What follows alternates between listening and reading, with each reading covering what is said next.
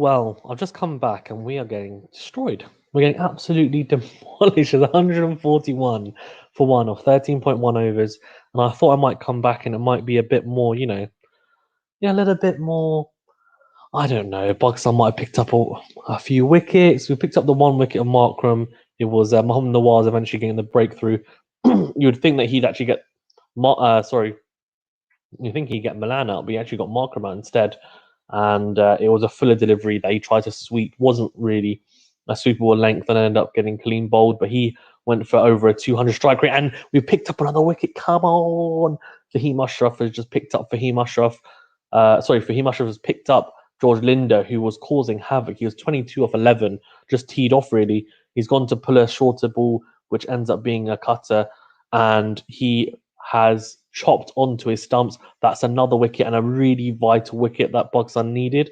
And I'll tell you what, South Africa are cruising here. They're going at 10s, over 10s even. Let's hope that Pakistan can pick up some more wickets here because we need them. We need them vitally.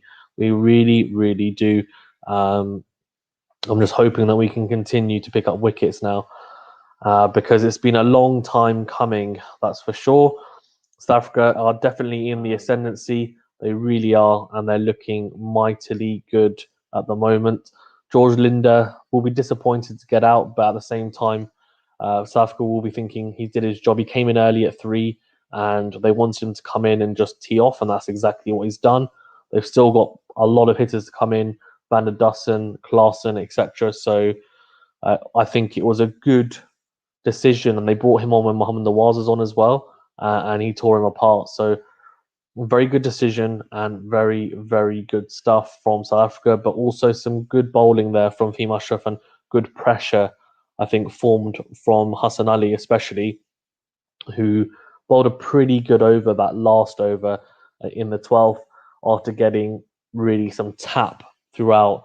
Van der Dussen average of nearly 39 and a strike rate of 137. Batted really well against England, actually, in the T20s last year. And let's see how he does here. Well, actually, he was at home even, sorry. So not in the UK, he was actually at home. Fahim Ashraf's pace is up a little bit. He was bowling 85, 86 miles an hour, which is normally pretty quick for him nowadays. Just having a look at the replay, yeah, so it's a bottom edge and he's chopped onto his stumps.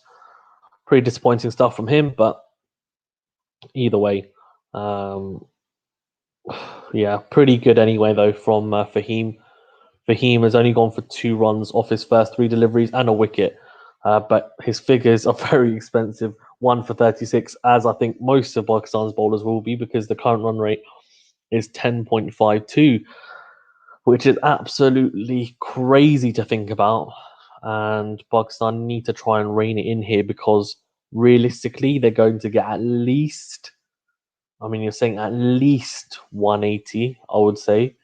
They only need to go, they need to go at 7s or 8s really from here to get that. So they'll be looking to try and restrict them to below, ideally 180, but really 200 at least. They don't want them to be pushing past that 200 mark here, Pakistan, because to chase that is no easy feat. Really well bowled from Fahim Ashraf there, just a bit shorter, nipping in and just wide of that off stump. And Van Dussen leaves it, which is a pretty good leave, I think, in the end. It's actually a cross seam delivery as well, so gets that little bit of extra bounce on an already bouncy track in South Africa. So good stuff from him. Good little innovation and clever bowling from Fahim Ashraf. Pakistan, this is a really crucial part of the match now, these last few overs, because after this it'll be 6 left after this delivery. Good, very, very good over. Only 3 from it. That's the type of overs that Pakistan will be looking for their gold dust, really. It's 143 for 2 or 14 overs. They're going at over 10 and over. And as I said, I think, look, the 200 is definitely within reach. That's what South Africa will be looking to get. And Pakistan will be looking to restrict them to around your 180s, really, which is going to be very difficult. Very, very difficult because that's only 37 runs from 6, which is just over 6 and over. It's going to be very tough. Pakistan will be hoping that they can at least restrict them to under 200, if not around kind of the 1 80 to 190 bracket. I think anything above the 190 mark, even they're going to be very disappointed with. But the start here from South Africa has been fantastic, and really they've started where they left off in that second T20. Markram with another fantastic 50. Milan as well has got 50. Really good knock there from George Lind. Fantastic stuff from him, 22 off 11. And Pakistan have picked up a couple of wickets though here now, which means we've got a new batting in Van der Dussen and Yann Milan. They're hoping to get him, I think, and that's why they brought on Mohamed Nawaz again. He unfortunately wasn't effective earlier on against Yann Milan. He actually got the wicket of Markram bowling a bit fuller, but Yann Milan actually tore him apart, which was surprising because that's supposed to be a perceived weakness of Yann Milan, but it just wasn't to be, I think, today anyways. So let's see what you can do here. And that's a very interesting shot from Yann Milan. That's out. And you know what? It's worked. We've got him. And that's a very bizarre shot from Yann Milan. He's gone to almost reverse sweep it. And then he's realised that maybe it's not the length. So it's too full. So he goes to reverse paddle it and hits it straight down short third man's throat. Bizarre dismissal, but very, very good knock and another wicket. And it's almost like as soon as I start streaming, we pick up wickets. That's what's happened here. Really, really good stuff from Pakistan. Look, we're starting to get the momentum back, and that's all you can ask for, really. So another wicket falls. Yann Milan goes for a very well made 55 or 40 balls, and Pakistan in the ascendancy now. Is it too little, too late? Potentially, because look, they've still got 7 wickets in hand with 6 overs remaining. This is going to be a very tough test, but the best thing the Pakistan can do from here is pick up regular wickets as they're doing right now, which is the ideal thing to do. So very, very good stuff. Let's see how they go. Come on, boys. Another wicket, please. Also, for anyone that does care, former Zimbabwe captain. This is crazy. Former Zimbabwe captain, his streak has been banned from all cricket for 8 years for corruption offences. The ICC found that Streak 47 engaged with an Indian man known as Mr. X during his time coaching Zimbabwe and T20 leagues in Asia. Streak passed on information on matches and contacts details of players, including one national team captain. In return, he received 2 bitcoins and an iPhone for his wife. What the heck? Streak, a former pace bowler, is Zimbabwe's all-time leading wicket taker and once took 6 for 87 in a test against England to earn a place on the Lord's honour board. Oh my days, what? That he's also expressed his remorse and contrition and entered this agreed sanction decision to avoid the need for full disciplinary process. The sanction reflects his cooperation. Wow. That is crazy. That is absolutely crazy stuff. That is absolute carnage, actually, to be honest with you.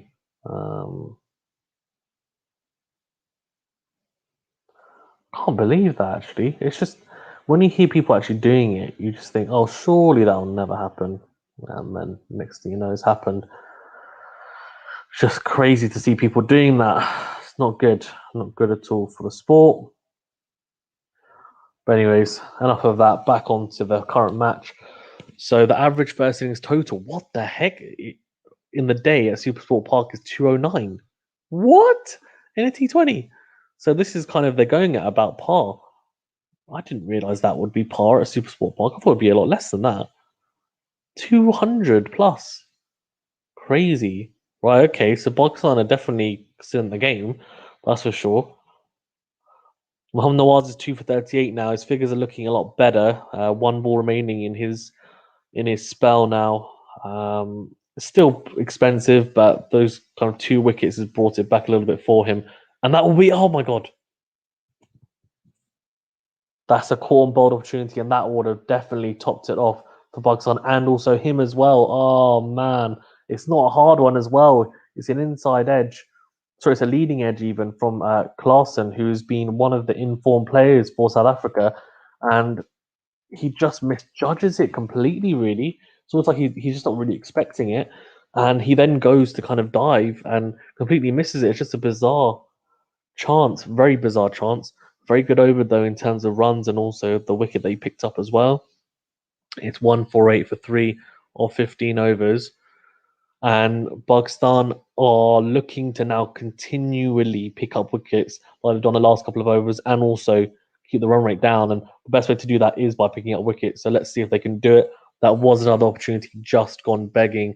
Uh, Heinrich Klaasen with a leading edge, and unfortunately, Mohamed Nawaz just not really paying attention or not privy to what was going on and dove too late off his own bowling, not really expecting it.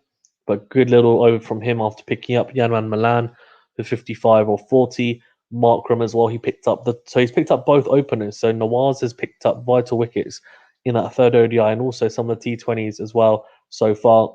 So you can't lack his influence in the T20 stuff. Or with the ball, anyways, in the white ball stuff. I think it's more with the bat.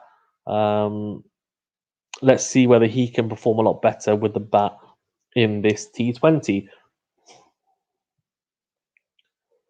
Looking forward to seeing how everyone does, to be fair. Right, come on, boys.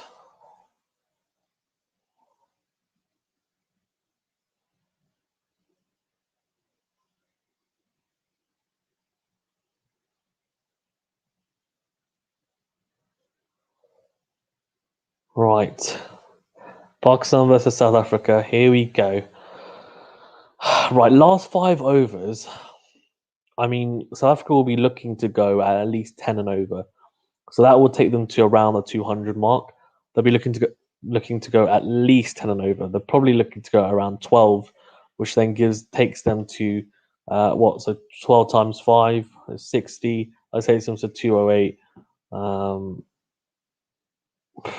don't know. Oh, I don't know. What do you guys think? Yeah. Hara says Nawaz dropped to catch off his bowling. He did. He did. I was just saying it was almost like he was just caught unawares, and that would have been a really big wicket, Heinrich Klaasen as well, because he's a man in form. So that's a little bit disappointing, I think. But what can you do? What can you do? I mean, we can't have it all, I guess. And yeah, but Pakistan have brought it back a little bit. I mean, I was watching it while I was in my meeting, and Markram was just absolutely destroying us, and he was an absolutely crucial wicket to get because he was going for over 200. He was going over a 200 strike rate even. Yeah, you make a really good point here. Horace says this is a high scoring pitch, though it is. I was surprised to see the average first innings score at Super Sport Park for a first innings is 207, I think it was. Well, that shows that it's a very high scoring venue and pitch for T20s, which is, yeah, crazy to think about, isn't it? So, Pakistan, I think any score under 200, we're in a pretty decent spot. It's just can our batting hold up, which will be key. And we've seen that really, if you get through the top order of Pakistan and white ball cricket, you've got a soft underbelly to be exposed. So, let's see. But for those who don't know, Markram went for 63 or 31, 4 6s, 6 4s, a strike of 203. Unbelievable drive over extra cover for 6. Yanman Milan hit one as well. I tell you what, when you hit shots like that, you just know they're a proper player, and those two are proper players. 55 or 40 for Yanman Milan, not as quick as Markram. A strike rate of only 137, which is still not too bad. 2 6s and 5 4s. Linda with a very good little short knock of 22 off 11, 2 6s and 1 4. Now Van der Dussen and Klaas are in, and this is a rebuilding phase, but they're both going to be needing to push forward here now. It's a case of push them forward, and you've got to really go for it. They don't have time, I don't think. I don't have time, South Africa, to rebuild. They probably can take half an over, and then these two will start to try and tee off because we're into the last 5, and South Africa will be looking to get past that 200 barrier, which is going to be crucial. It really will be crucial.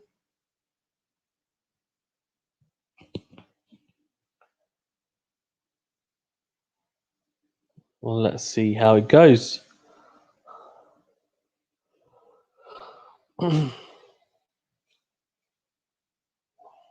I'm looking forward to seeing how this goes, guys. As well, please do remember to like this video and subscribe to the channel. It really, really does help, and just helps the channel grow and get it out there to everyone, which is very, very useful.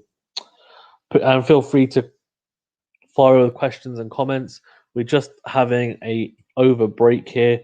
The last 5 overs about to come up, and South Africa are sitting in a pretty decent position of 148 for 3. They were in a fantastic position, going at a run rate of nearly 11 and over.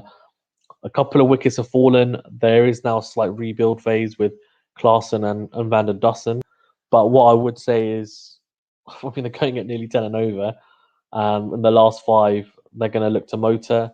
I guess the only thing that South Africa may be thinking about is, well, the average score here is 207. So we need to be getting at least that, because that's par on this surface. So they'll be looking to get beyond that total. Anything below that, they may be slightly disappointed, especially considering the platform that was set from the openers in Markram and Milan, which was a fantastic platform to say the least. So let's see how these two now in Van der Dussen and Klaasen do going forward. I think that's going to be really, really important. Right, let's see. Let's see how this last 5 goes. Well, in fact, it's because they're changing, aren't they? Hold on. There we go. We're back on. Right, 2 gone. 4 and 2 there for Klaasen. Oh, tries to scoop that over the top. Very, very ambitious shot from Heinrich Klaasen. It's 164 for 3 of 16.3 overs, and the run rate has now crept just below 10 and over. He's tried to paddle that one over the keeper's head. Lucky his stumps didn't get rearranged, to be honest with you. Oh, it's a back of the hand slow ball from Hassan Ali, and it's flicked his pad actually going through to the keeper. Quite fortunate actually that he hasn't nicked it or it's hit his stumps, or he's just flicked the pad onto his stumps. Even bit of innovation there. 6 off the over so far, and he's cleaned him up. Come on, really good bowling from Hassani. Yes, come on, that's what we need. He's been super expensive today, 1 for 45, and he's only got a couple of balls remaining as well. But he's picked up a vital wicket here of Heinrich Klaasen, 15 off 10 for him. Pakistan are picking up regular wickets here towards the end. I'm just going to update the scoreboard, and this is what they would have been wanting to get. Let's get some really crucial wickets here, and really good stuff from Pakistan. 164 for 4 of 16.4 overs, and I'm looking forward to seeing what happens. Sorry for the slight gap. It's because they switching into the IPL. I can't believe it. So I have to switch channels. It's 164 for 4 of 16.4 overs, and Heinrich Klaasen walks off and looks pretty disappointed, and he's chopped on there. So this time it's an in-swinging Yorker, really good Yorker, and he's gone to carve it into the offside, and it's an inside edge onto his stumps, and he's clean bowled is Heinrich Klaasen. Feliquea now coming in at 6. That's going to be very, very interesting to see how he does coming in at 6 now. No Van Biljon. No Van Biljon for South Africa then, so it's Feliquea coming in instead, which is interesting. So they clearly think that he's got more power potentially than Van Biljon. Oh, that's pulled away though, straight to the man at fine leg. Only 7 off the over, but he's been very expensive today, Hassan Ali. But he's just picked up a wicket, so it's a good end to the spell. But he'll be looking at the figures thinking, what am I supposed to do? But at the end of the day, if a par score on a track is 207, what equates to good figures for a bowler? Is it anything below 10 and over? Because that's realistically what it would be if it's par. Or are you looking, okay, well, actually, we need to still be going at, your 7, 8s and over, and that's good. I think there needs to be a bit more leeway probably, and if you go for 9 and over, that's probably pretty good. And that's a 1 off the last delivery of his spell. He's gone for 47, so that's expensive even by this standard and this pretty flat and batsman-friendly pitch. But a pretty good over, though, from Hassan Ali, to say the least. It's 166 for 4 of 17 overs. And they're just showing Yann Milan's innings. What a shot over extra cover for 6. Crazy shot. The balance and the power and poise that this guy has is fantastic. Markram actually did make him look... Well, he just performed even better, which is crazy to think, and has done throughout this T20 series. But Yann Milan stood up today and got a very, very useful 50 to make sure that he's still in the minds of the selectors going forward, because especially in the T20 format, I would have put him as being nailed on, but Markram has now scored 3 consecutive 50s and has looked extremely good in the way that he scored them at a very quick rate. I think every single one is 180 plus strike rate, which is unbelievable. So let's see going forward, but really good signs for South Africa going forward. Shaheen, 2 overs for 16, so he's got 2 overs left. He'll be bowling this one and the last. Oh, no, actually, no, he won't. He'll be bowling the 17th and the 19th, which is interesting, most likely, unless they put in a little stopgap. Let's see. That's flicked into leg side from Van der Dussen. That'll be 1, I think. Good fielding. Nearly just dissects the fielders. It actually ends up being 2. Very, very good stuff from Van der Dussen, and also good stuff from Sheena Freely not to get that. Well, not to concede a boundary off the first ball, which would have set the tone. Van der Dussen's 10 off 10 and Felique 1 off 1 here. 168 for 4 off 17.1 overs. Current run rate is 9.79. Let's see how this goes. I'm hoping that Sheena Freely can keep it tight and get a wicket potentially. No, he doesn't, because Van der Dussen swings that away to the leg side. With Shaheen Afridi coming around the wicket, the issue with him coming around the wicket is, unfortunately, if he strays into the pads of the right-hander, what will just happen will happen. Van der Dussen has just swung that away to the leg side. He's flicked it over square leg for 6. And it's crazy. It's 80 meter 6. It's a little bit of a slog. Doesn't really matter because it's gone into his arc. And he's thinking, thank you very much. All he has to do is help on his way. A really, really good shot. And that's 8 off the first 2 balls already. 16 off 11 for Van der Dussen. 174 for 4. And that's another pretty good shot as well, but it goes 1 bounce straight to the fielder. 175 for 4 or 17.3 overs. The current run rate has gone up to 10 and over again.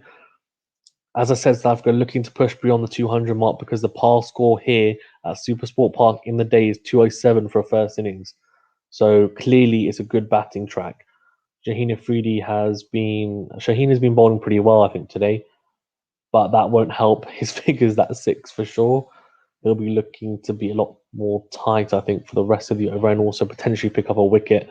Pakistan are going to be relying on him to not get slapped about because others, unfortunately, have done, and he's normally the one that doesn't. He's gone for 9 off the first 3 deliveries. That'll be 10 off the first 3. Last 2 balls of the over. Let's see how this goes now. Let's see whether he can be quite tight to the batsman going forward. So 10 off the over, 2 balls remaining. And interesting is average speeds in the first T20. International, they've got them up. In the power play, it was 138. At the death, 144. So he ramped it up to 90 miles an hour plus at the death, his average speed.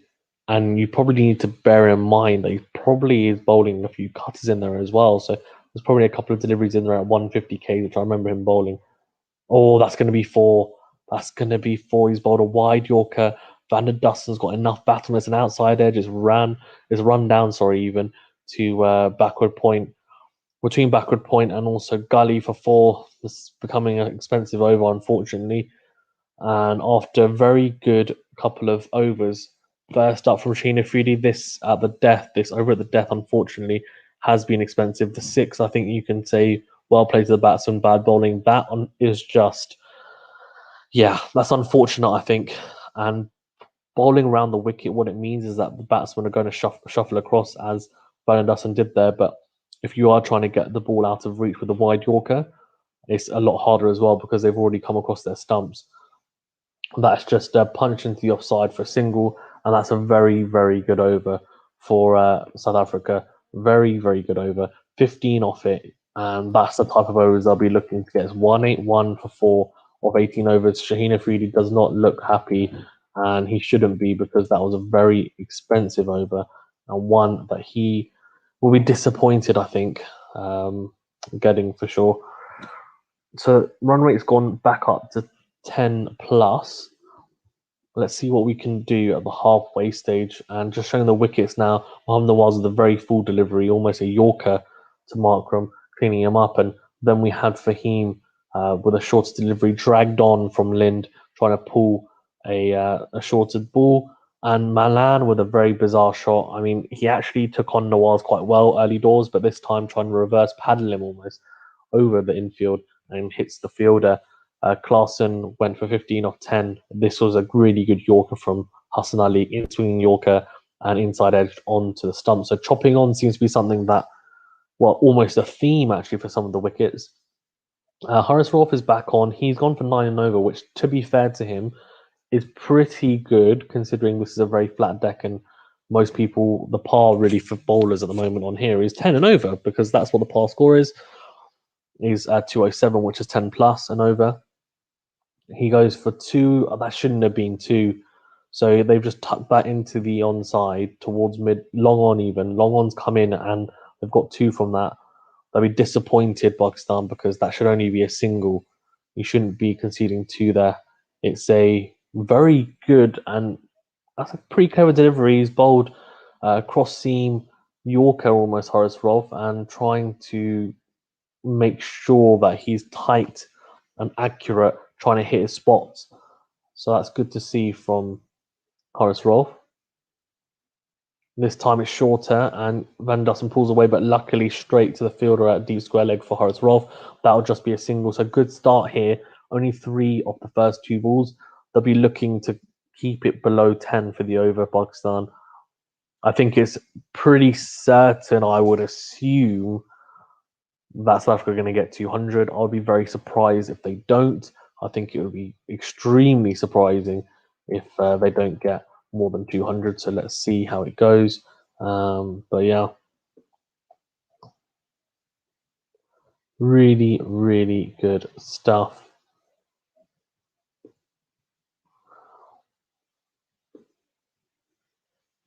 Right, so again, that's well bowled. He's bowling well. He's bowling very, very well. I've been very, very, very happy with Horace Rolfe this over so far. I think I've actually been very impressed by him, and hopefully he continues now for the rest of the over. Only 4 off the first half of this over. Hopefully he can continue to bowl out as he has been because that's what we need. That's what Pakistan need. Anyway, that's a huge shot. Oh no, he's ruined his over. That's 6 runs. That's a big boy shot from Babar Azam. And if you hit into his arc into the leg side, he'll dispatch you. And that's exactly what he's done. Oh dear. Oh dear. Oh dear. Oh dear. Crazy stuff. Crazy stuff, unfortunately. And I can't believe it.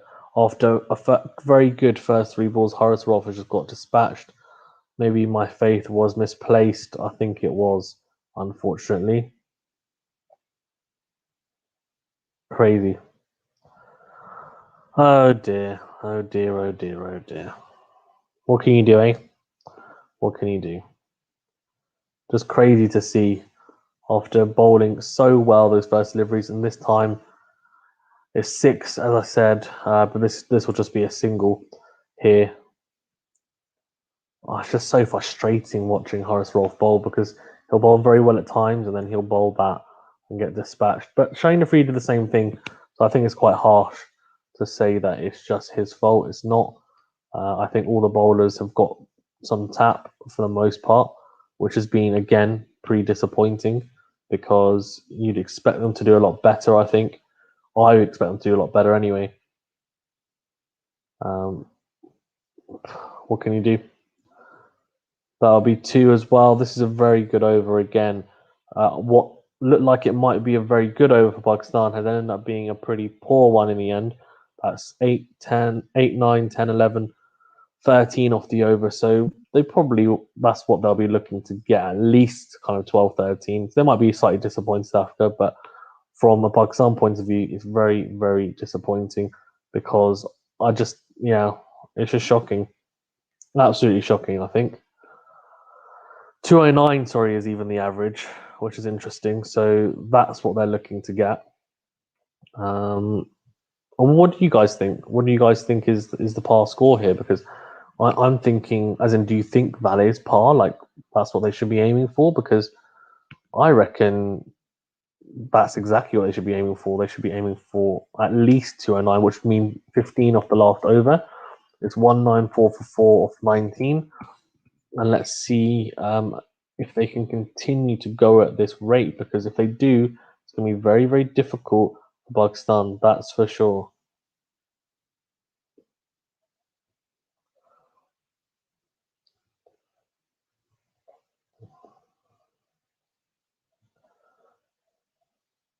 You can see Shaheen is like, why is this happening to me? I'm getting slapped everywhere. They're like, yes, you are getting slapped everywhere because you're not bowling well. What are you doing?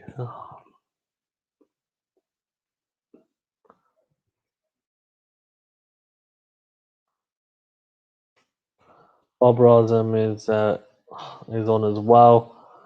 Right, these guys need to get a move on, don't they? They really do. Oh, that's a good shot. That's a very good shot from Felakoya. That will be 4 runs, and that is disappointing. Shaheen Afridi is not up to his usual self.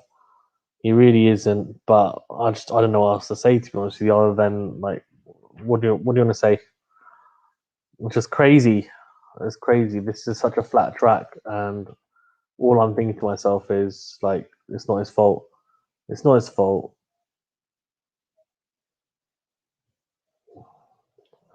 Crazy to see. Absolutely crazy.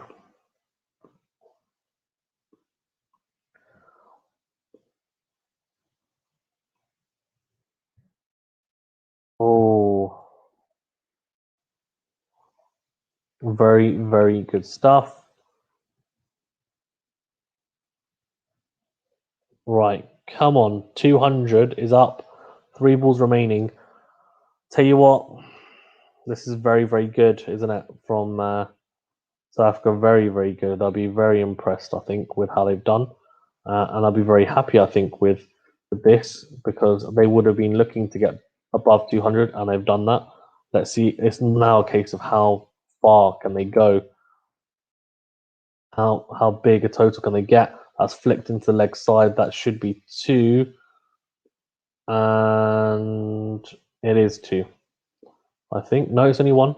So good fielding, good sharp fielding there from Pakistan. Much better. They haven't fielded.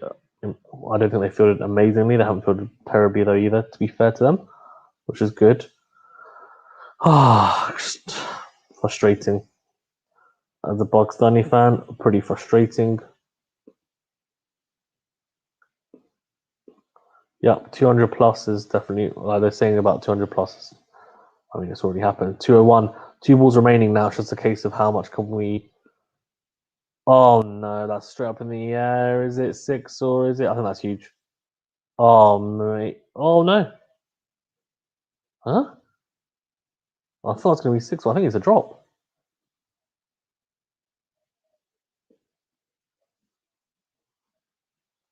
Asif Ali and Babar Azam are in a.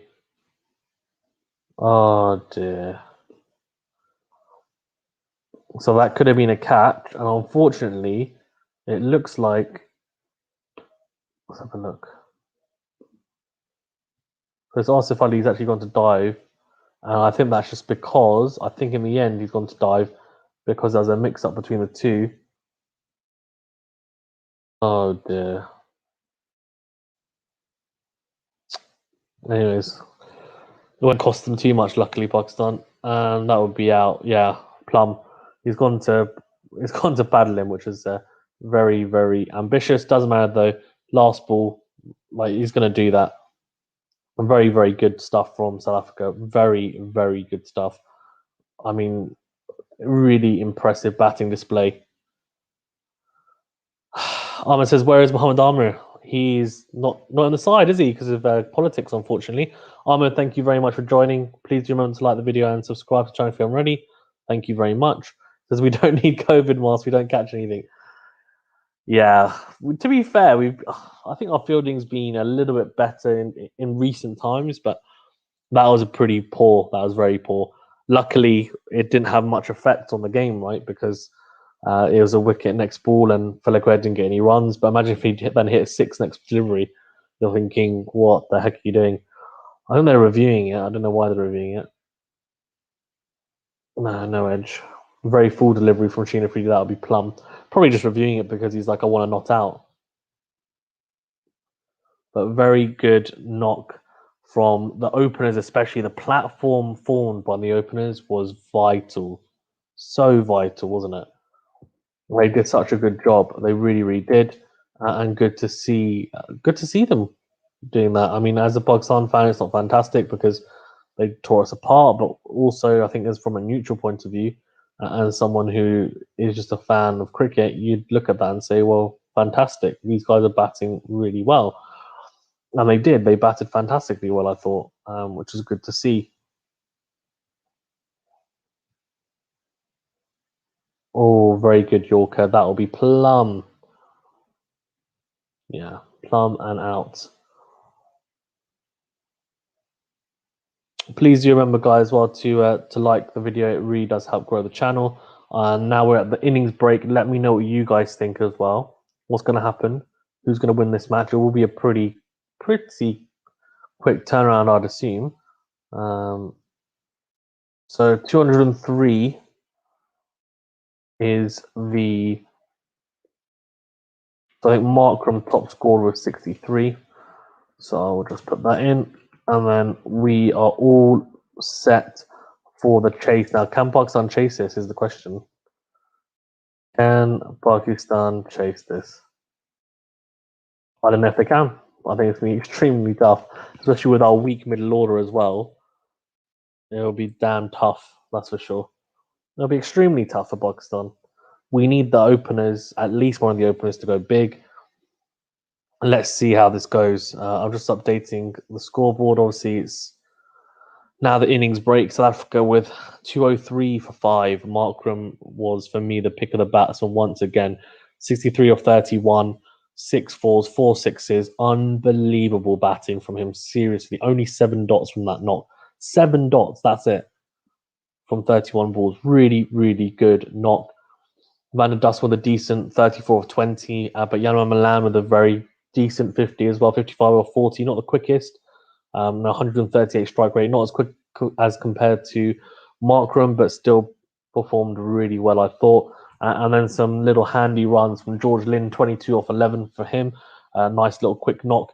And also Klaasen, 15 off 10, and Feliquet at the end. So, yeah, good to see, I thought. Very good to see. And 203 is slightly below the apparent par score, average score at, well, the average score at Supersport Park in the daytime. So for a first innings, let's see how it goes, man. Let's see how it goes. Let's see. I'm hoping Pakistan can do it. It'll be fantastic chase if we do chase a score of 200 plus. I think the highest chase that we've had in T20s was 180, wasn't it? So yeah, this would be crazy if we chase this. Crazy in the sense that we'd actually managed to chase a score that, you know, it's higher than our record. I think it's 189 was the record that we chased on in the first T20. So this would be even bigger. Let's see if we can do it. Mohammad Nawaz, the pick of the bowlers, 9.5. Everyone went for 9.5 or more. It's a flat track. What do you expect, I guess, from it?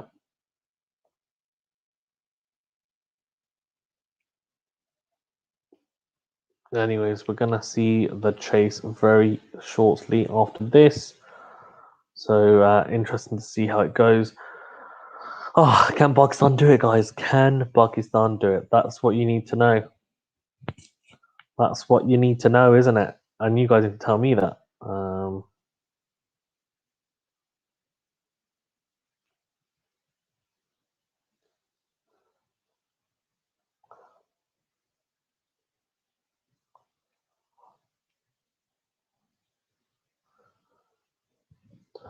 But yeah, very, very interesting stuff. I'm really looking forward to seeing now how Pakistan approaches, because this is a record. This would be a record chase. Can Pakistan go forward and really put the pressure on I mean, can they do it? I want to see it happen. I want to see us actually get close, even at least. Let's see.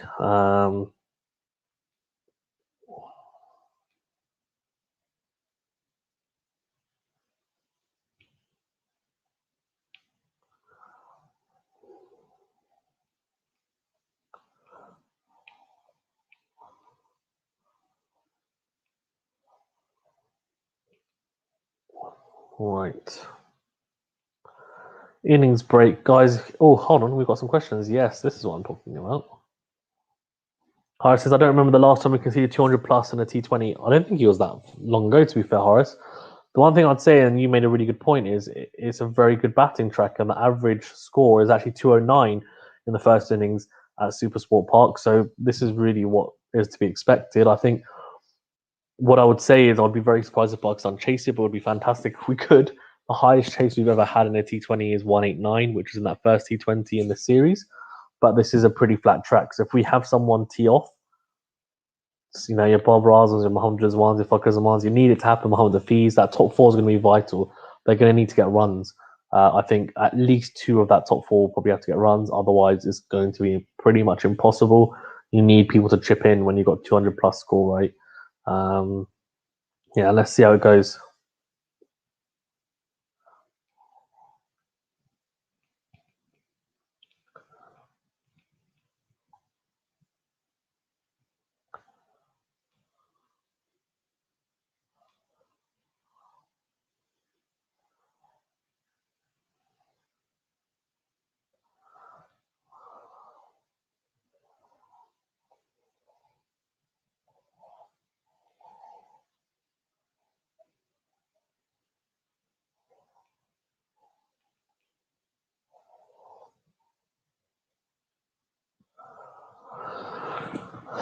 Right, Tio.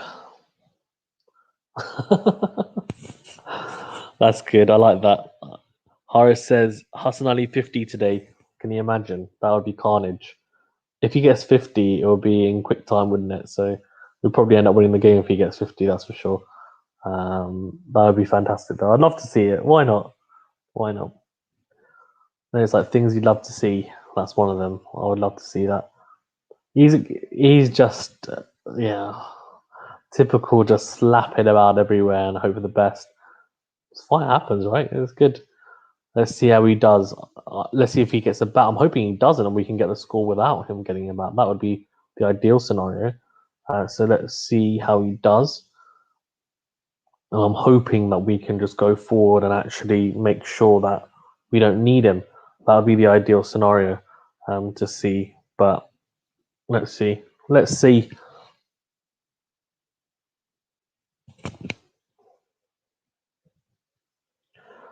Horace says the thing is he could be a good all-rounder if he bat a little smarter. Yeah, true. True. I agree. I think he could. I think he could be a lot. I think he could be a pretty good all-rounder. I don't know. I think he would still be a lower order player. I don't think he's ever going to be in a top five, but yeah, he's a pretty decent player though for sure. Oh, look at this partnership though.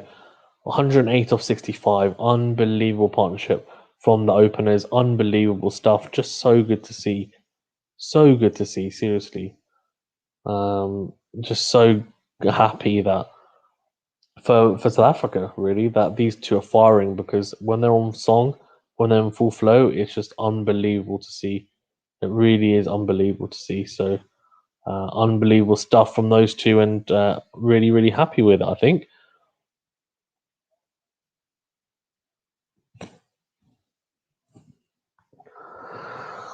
Look at that, 108 runs from 65 balls flipping. Like Horace says, yeah, lower for sure, but his batting could be more useful.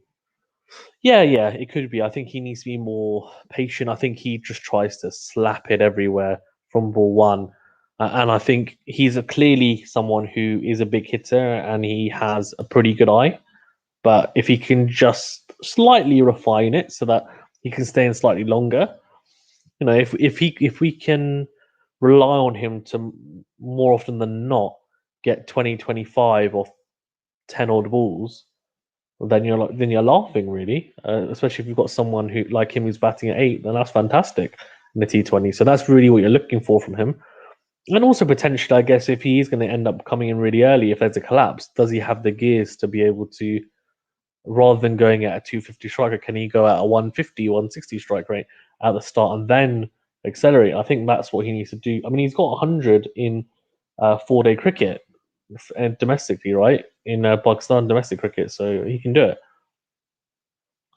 Hara says Wahab and Hassan have power though. Yeah, they do.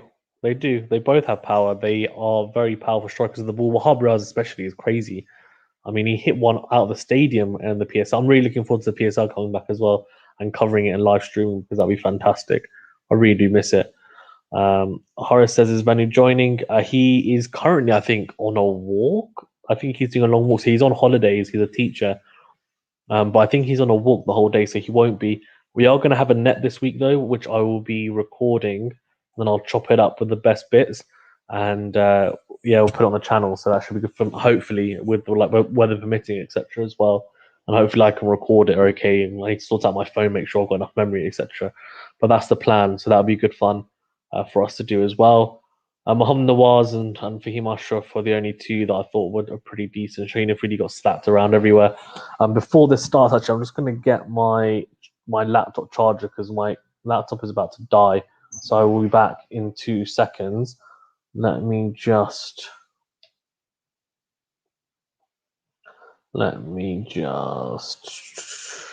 update this as well. Thank you everyone as well for joining. Please do remember to like the channel. Well, like the channel, like the video, and subscribe to the channel even. Okay, I'm just gonna quickly get my charger. I'll be back in 2 minutes.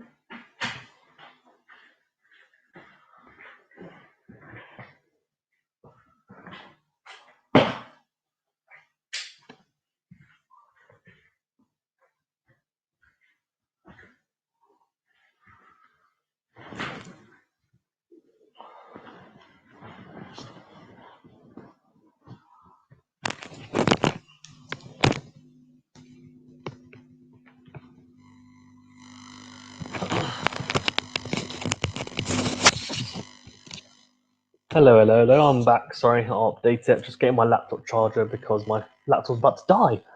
Got Temba Baboom and Kagusa Rabada doing a little interview with each other in this break. Well, I got some comments as well. Let me just update this, Horace. I'll see your questions. I will come to them in 2 seconds. Let's have a look. Horace, I hope Asif Ali does something. You know what? It's a weird one because I kind of wish I know it sounds really harsh. I kind of don't want him to do anything because I feel like he's had too many opportunities and I don't even think he should really be on the side anyways. I'm interested to see what he does. If he does something, fine. But I'm almost of the thinking that if he does do something and he gets runs, but when's the next time it's going to happen? He might get, say, 50, 60 odd. Then 10 matches later, it will happen again. But until then, it won't. I'm just thinking to myself, well, is it really worth it? Do you know what I mean? Is it worth us actually saying, well, let's pick him again. and then next thing you know, he just never performs, and we just keep him aside because of that one knock. So that, yeah, in a way, I kind of don't want him to. Horace says, "What are you going to eat for iftar?" I'm going to be eating chicken spring rolls, and so because nowadays like iftar is so close to dinner time, so we don't have like a huge iftar. We normally have like one thing or two things. So like iftar, then we'll have like chicken spring rolls, like fruit, salad, whatever else, and then dates. And I think for dinner we are having halim. My mom's made halim, which is fantastic with naan. But yeah, that'll be good. Yesterday we had like Lebanese chicken with garlic rice and garlic mushrooms, and then for iftar we had like keema patties, and then we had keema patties and we had dough balls, garlic dough balls as well. It was really cool. Horace says, I think he's in there for the balance, Asif Ali, but yeah, he's not good enough for international standard. Yeah, he's not. He's not. He's really not. He's not. I agree. Fazan Khan, thank you. Oh, he says, I'm back. Welcome back. He says, I'm back. I see the end of the innings was as bad as Pakistan at the start was. Yeah, but to be fair, Fazan, the par score, so the average score at Supersport Park for the first innings in a T20 is 209. So to be fair to Pakistan, we actually kept them below that. I guess beggars can't be choosers, right? Beggars can't be choosers. So the target is 204. Markram, again, for me, was a pick of the batsman for South Africa. Just unbelievable stuff. I mean, it's just the type of strokes that he played, you would see in a test match. As in, yes, okay, some of the sixes you might not, but as in the way that he's played him, the technique involved is a technique of someone who is a fantastic test player, and he is, and that's what I'm saying. But he's managed to translate that into the T20 arena and actually said, well, I can also bat at over 180 strike rate whilst doing it, which is just crazy. Fazan Khan says, also, Asif Ali is the new Chacha Iftikhar, good domestically and beep internationally. Yeah, he is. I mean, thing is, Asif Ali is to be honest, actually, Fazan, Iftikhar Ahmed is. So Asif Ali was the OG one, because we picked him in the 2019 World Cup. I think we picked him before that as well. So I think we actually picked him before Iftikhar Ahmed. So Iftikhar Ahmed is the new Asif Ali, but we've now gone back. So we've just recycled. We've gone. Okay, we had Asif Ali, didn't work. Iftikhar Ahmed, okay, didn't work. Now we'll recycle back to Asif Ali. We'll probably go back to Iftikhar Ahmed as well. We're basically lacking someone who's a hitter there. Haider Ali is actually perfect at this age to do it, but we need one more probably in there, which is what we're lacking at 6. Imad Wasim is perfect, but we just don't want to pick him. And then he bowls as well. Like, it's just crazy. I know he's perfect. He's much better than Asif Ali, and he gives you bowling. It's just no brainer. No brainer. Mohammad Nawaz, good bowler, just for me hasn't done anything with the bat of Pakistan to warrant being in top 6 or 7 even. Really. So yeah. And then you've got Fahim, who fine, you have him, you're 8 or whatever or 7. Fahim Ashraf, and you've got Hassan Ali. That's fine, but you need one more in there. And Imad Wasim, I think, is perfect personally. I hope that we get that resolved. This kind of dispute between him and whatever the board, and it's difficult because Mohammad Nawaz is bowling quite well and economically, but Imad Wasim does the same. I feel like Imad Wasim doesn't get as many wickets. Mohammad Nawaz gets wickets and is economical. So bowling wise, I'll probably edge towards Mohammad Nawaz. But the issue is with the bat, Imad Wasim is a lot better than Mohammad Nawaz from what I've seen. Now, it's whether you want the balance of someone who might be economical with him in Imad Wasim, and then I guess may not pick you up a wicket. But what I would do personally is I would say Imad Wasim was actually the most effective, right? He's the most effective with a new ball. So I would open with Shaheen Afridi and Shaheen, and I'd open with Shaheen, and I'd open with Shaheen and not Hassan Ali, because I don't think Hassan Ali is a new ball bowler anyway. So I'd open up with Shaheen and Imad Wasim, and then after that you've got your Hassan Ali and Haris Rolf, or Hassan Ali and Mohammad Nasnain sorted. Well, that's what I would do. And then you've got Fahim Ashraf, and you've also got whoever. If Shadab's playing, then you've got Shadab, whoever else it might be, right? So That's what I would do. And I think that's the best way of doing it. And having a spinner open up in the seam, one, he fires it into the batsman's legs and he's really hard to get away in the power play. And his economy is really good as well, I think, from what I know in T20s, or I'll have a look. And two, he may get you a wicket as well early doors because they might try and take him on. But for the most part, he's pretty good. So let's have a look. His economy, yeah, oh my days. His economy in T20 internationals is 6.22. That's unbelievable. In ODIs, it's 4.88. How can you not pick him? That's just crazy. Yeah, he's got less wickets than matches, but look at his economy. Look how economical this guy is. That is absolutely crazy that he hasn't been picked. Crazy.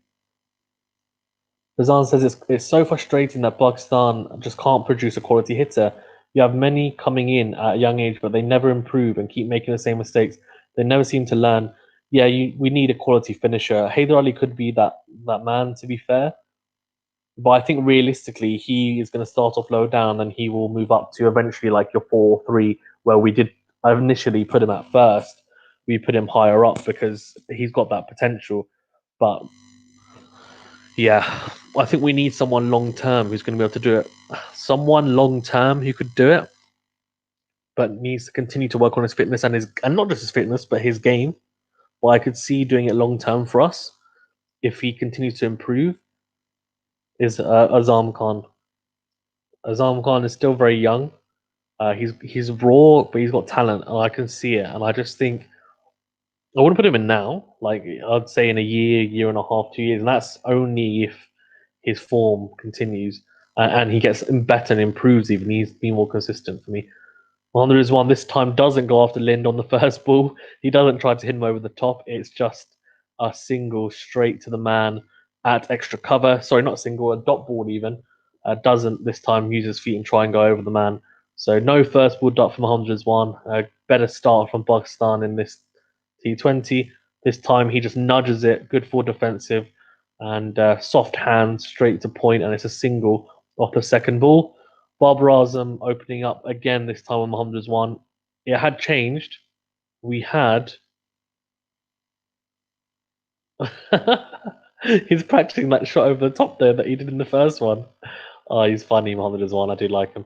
So Babar Azam is opening up Fakhar Zaman at 3. So they've reshuffled it again back to the combination in that first T20. What do you guys think as well, by the way? Do you think Babar Azam should be at 3? And Fakhar Zaman should be opening, or do you think it's right what we've done that it should be Babar Azam opening, and then you actually at 3 you have Fakhar Zaman? And also for those who don't know, I think I mentioned it earlier, but Babar Azam now the number 1 ODI batsman in the rankings. Virat Kohli is second. He was at number 1, as Fezan said, for something ridiculous. I mean, it's crazy amount of time. So for a number of years, even Rohit Sharma is at 3, Ross Taylor at 4, Aaron Finch at 5.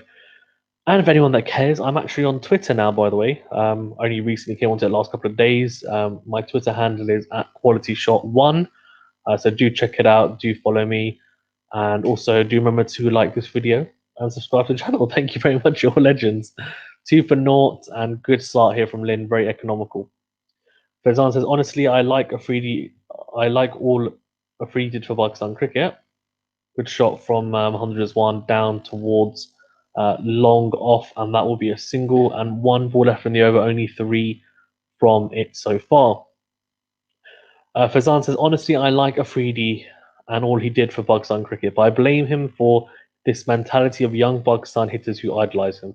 Afridi never improved to perform consistently with the bat in his career.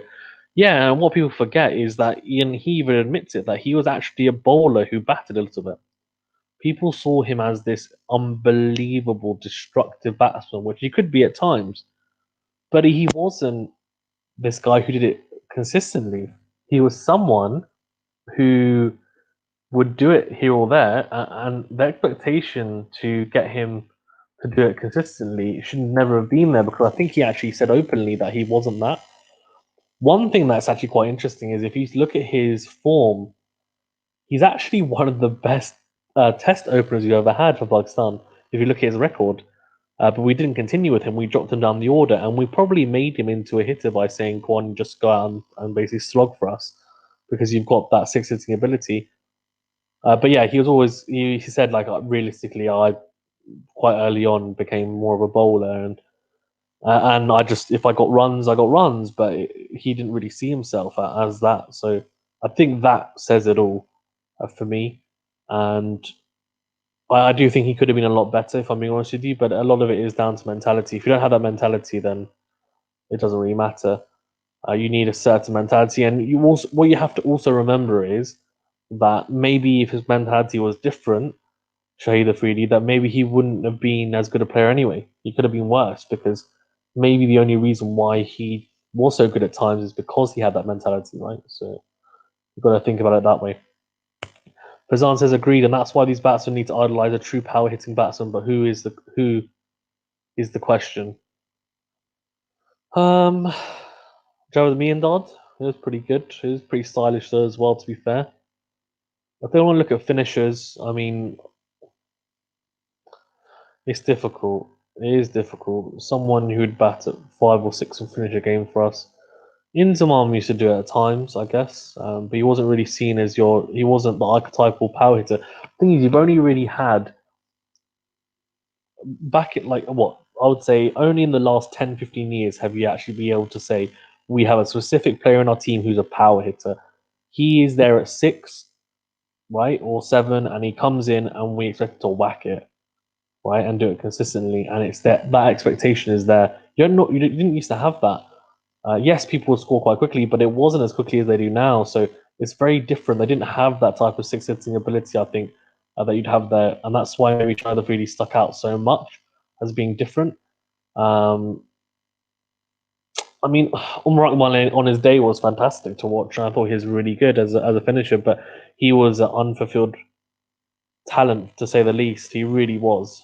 Umar Akmal, he still is. I mean, if he got fit and actually took the game seriously, he'd probably walk into the team. He's that talented, but he just has attitude issues. So to answer your question, Fezan, I don't know. I don't know if I'm being honest with you.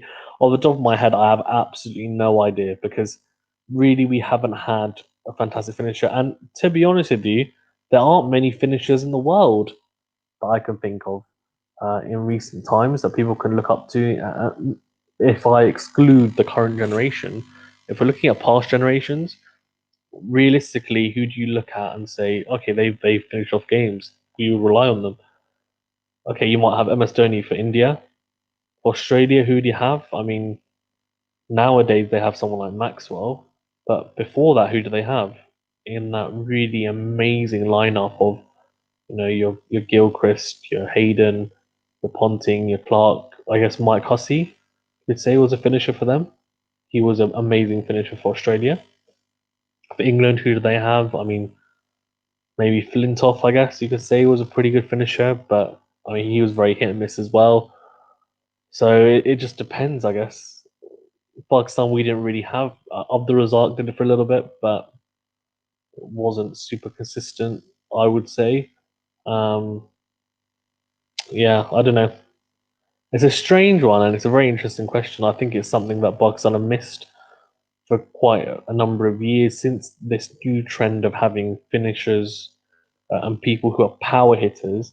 We haven't really had someone do it so consistently. That's a mistimed pull shot from Mohammad Rizwan, gets away with it. It loops over mid wicket, and that would be 2 runs. Very fortunate for Mohammad Rizwan. This is a slow start from Pakistan. And really, we need to be going quicker on this because we're only going at 5.5. We need to be going at double that rate, really. It's the power play. We need to utilize it. It's 11 for naught off 2 overs. Guys in the chat as well, thank you very much for joining. Do feel free to fire with questions and comments. And also, please remember to like this video and subscribe to the channel if you haven't already, and click the notification button as well to get alerted to all the new videos. Thank you very much. Your support even is greatly appreciated, and you're all legends. Thank you very much. George Lind is on again, bowling his second over. Good to see.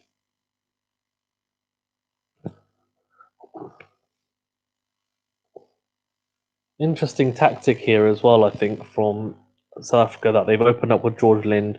Didn't really work in the first T20. Did work in the second T20. It was very tight, and he's clearly got his tail up and confidence up. And he looks like he might be a pretty sure thing and fixture potentially. Good shot, very good shot from Babar Azam. Uses his feet and dances down the track, and that's 4 runs. Ahmed says, "What channel is the game on?" It's on. So I'm watching here in the UK. It's on Sky Sports Mix HD, or Sky Sports Mix, or Sky Sports Mix HD. It's channel 416 on Sky. That's what I'm watching it on. So do check it out, or let me know where you are, Ahmed, then I'll have a look and see. But guys, well, thank you very much for tuning in. Please remember to like the video. It really does help your All Legends. That'll be 4 runs as well. Babar Azam this time does use his feet again. Gets a bit fortunate though. He goes to once again kind of come down the ground. It's a inside edge and runs down towards the very fine leg boundary for 4. I says thank you. No problem at all. I'm in the UK also. Nice one. That's good. Whereabouts in the UK are you based on then? Yeah, really good stuff though. I say it's really good stuff. It's pretty fortunate from Babar Azam on that second shot. The first shot was class, just really good on drive.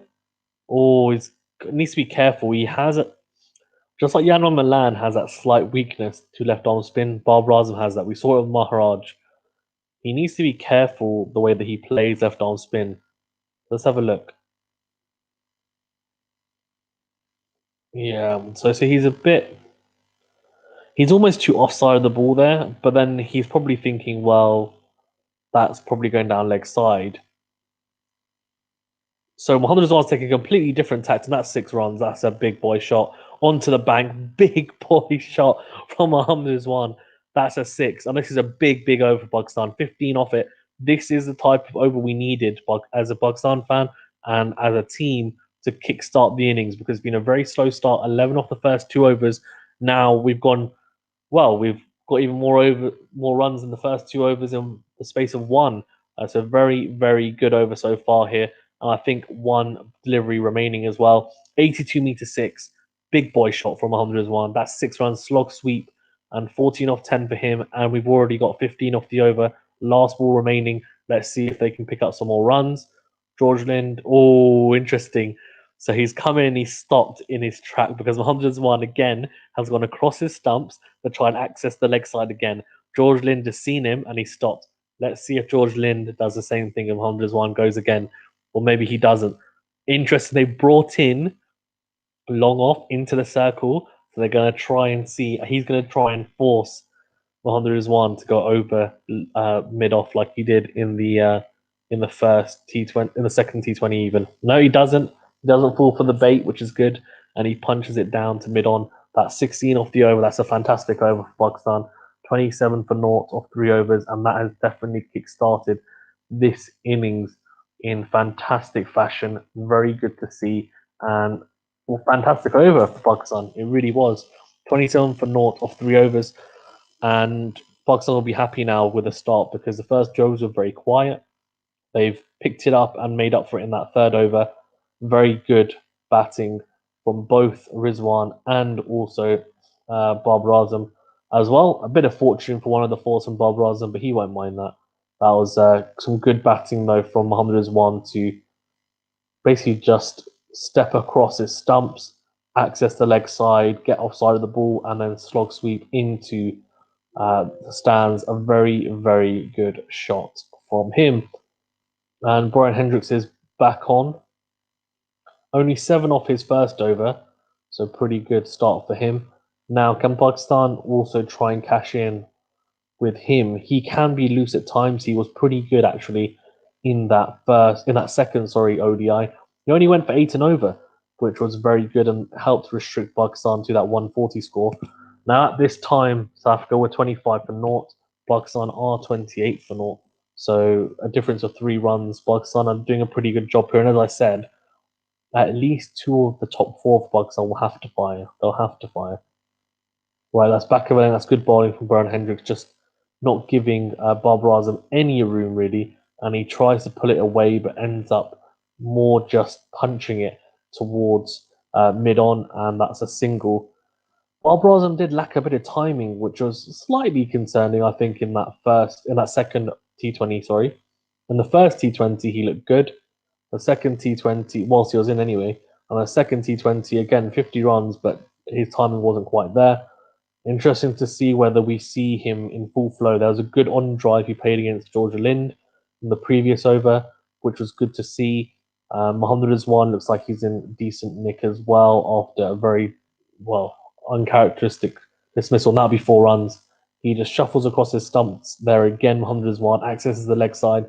It's a slower ball from Hendricks, but it's drifting onto Mohammad Rizwan's legs. It's shorter, and he just tucks it around the corner for 4, just wide of the man at short fine leg. So pretty poor bowling there from Brian Hendricks. It's the off cutter actually, and Mohammad Rizwan says thank you very much for the left arm angle. I will just gobble that up, and that's 4 runs for me. So really good shot from Mohammad Rizwan, and looking pretty good this time again. Just driving with some of the pretty closed bat face towards mid on. Doesn't open up his bat as much as he probably should have there. Faizan says, realistically, given the performance of some of the South Africa players here, which one of the players who went to the IPL and gave up the position here should be worried about their place in the team? The thing is, right, is that realistically, you could say Quinton de Kock, but he's always going to get into the team, right? Because Yanman Milan has been, for the past year, has been asserted in the T20 side. And Markram has just scored 3 50s in a row. What a shot from Babar Azam. The timing is back. This time, Brian Hendricks goes across Babar Azam, and no foot movement needed. It's just a beautiful, beautiful short arm jab from Babar Azam into the offside, just in front of point, and it's just pure timing off the bat face. Really good shot from Babar Azam. But yeah, so I mean, Markram has been fantastic. So I think he'll be pushing to be in the squad, if not the 11. So potentially, though, because Quinton de Kock is a certain at the top, you might have Quinton de Kock or Markram or Quinton de Kock or Milan, but they've got a good headache to have there. I think everyone else, I don't really see. I mean, Van der Dussen will get on the side anyway, I guess. That's a really good shot again from Babar Azam, back-to-back 4s. This time just running off the face of the bat, past the man, Shamsi, it is, at short third man. And he's now raced to 20 off 10, and that's much better from Babar Azam and Pakistan. A very good over once again. That's 15 off it, and Pakistan starting to motor here. It's 42 for 0 of 4 overs. But going at 10 over, this is what Pakistan need, and this is pretty low risk batting from Pakistan as well. So what I would say, Faizan, is that realistically, I don't think many people are, because the bowling wise, they're going to have Rabada, Nortje, Shamsi will be in the team anyway. So who's gone? You've got Ngidi, he might be in slight trouble, but Brian Hendricks has been on and off. Magala's been okay. Williams has been pretty good, but again, like, he has been fantastic. So George Linder's been quite good, I think. So I guess that he'll be pushing to be in that side, I think, potentially, because he can bat as well. You know, he gives you pretty big runs. He can hit a long ball and score quickly, and he also can open the bowling and be pretty. I mean, if you have Lind at one end and Rabada at the end, at the other end, sorry, even opening up in a T20, that contrast and them putting it on the spot and keeping it tight is very difficult as an opening pair, I think, personally, to get away. So that could be the difference. David Miller, is he in? No, I mean, Van Biljon hasn't done too well. So really, they're in a pretty good spot in the sense that all the guys that have gone, I think they'll come back in pretty quickly. But also, they probably would have been hoping that there's more pressure on those guys. But unfortunately, I think the guys who have left and the people that have come in, they have performed well at times, but not enough for me to say, well, actually, they might be worried. I wouldn't say so personally. I mean, Chris Morris is not even. I think he's made himself available for South Africa selection, but he hasn't played for South Africa for a few years now. I think he was on a Kolpak contract, and then obviously he's been picked up in the IPL for big money. I don't even think he'd get into this team. if I'm being honest with you. Feliqueo, I guess. I think actually someone like Feliqueo might be looking over his shoulder potentially. Bavuma maybe, but Bavuma's injured. I don't know if Bavuma would get into the side. He's the white ball captain, so he'll have to. But how can you fit everyone in? I guess you need Quinton de Kock and Markram. You probably have, let's say Quinton de Kock and Markram just for the sake of it. Say Yann Milan who gets dropped, say for example. So number 3 you have Bavuma. Number 4 you'd have Van der Dussen. Number 5 you'd have Klaasen, 6 Miller, 7 George Lind maybe, 8 Rabada, 9 Ngidi, 10 Chumsey, 11 well Norkie. I guess that would be my team. Sorted actually. That's done. Yeah, done and dusted. I wouldn't actually have Feliquet in there. I wouldn't have him in there. I think he's in danger of getting dropped. I would say Feliquet because I can't see him in my strongest 11 for South Africa for T20s personally. It might well get picked, but personally I don't see it. This is a very good over though, by the way, from Williams. This first over, only 3 off it.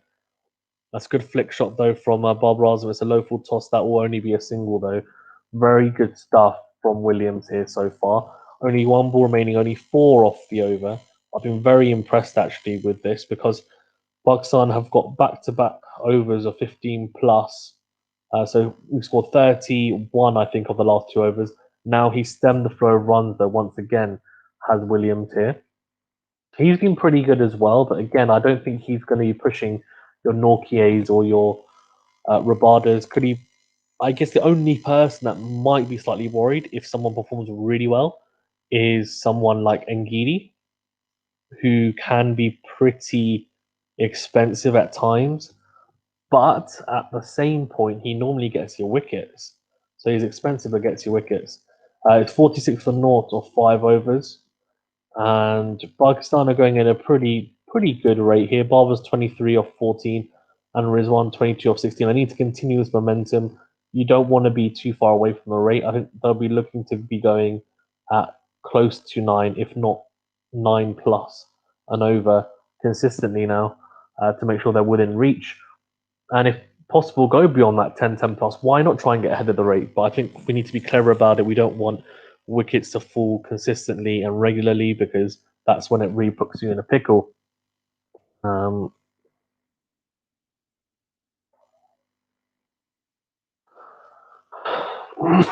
Right.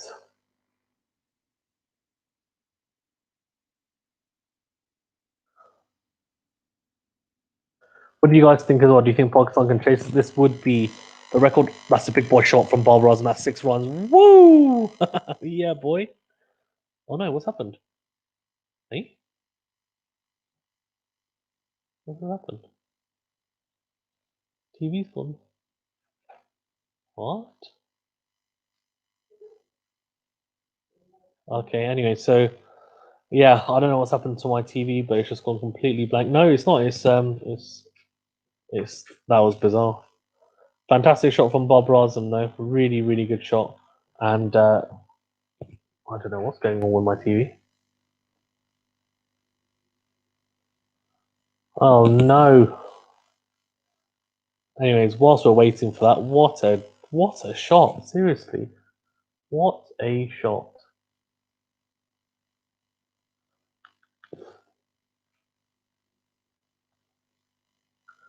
Wow. Fazan says it was a 6. Yeah, it was a 6. It was a fantastic shot. And you know, Babar Azam got a lot of stick in the last match for going at a runner ball. But when it's like runnable 50, but when does he really do that? He hardly ever does that. And Shahbaz was having a go at him, and all these people are trolling, and I'm just like, get a life. It's just silly, isn't it? It's just silly. I just think to myself, what are you talking about? Like, why are you doing this?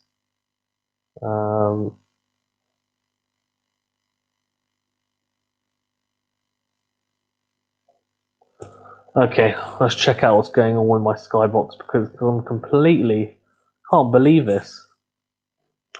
Anyways, really good stuff from Pakistan. I've been pretty impressed, and that was good to see because Williams, were really good over, and now Pakistan are trying to just get back in the game, which is good to see.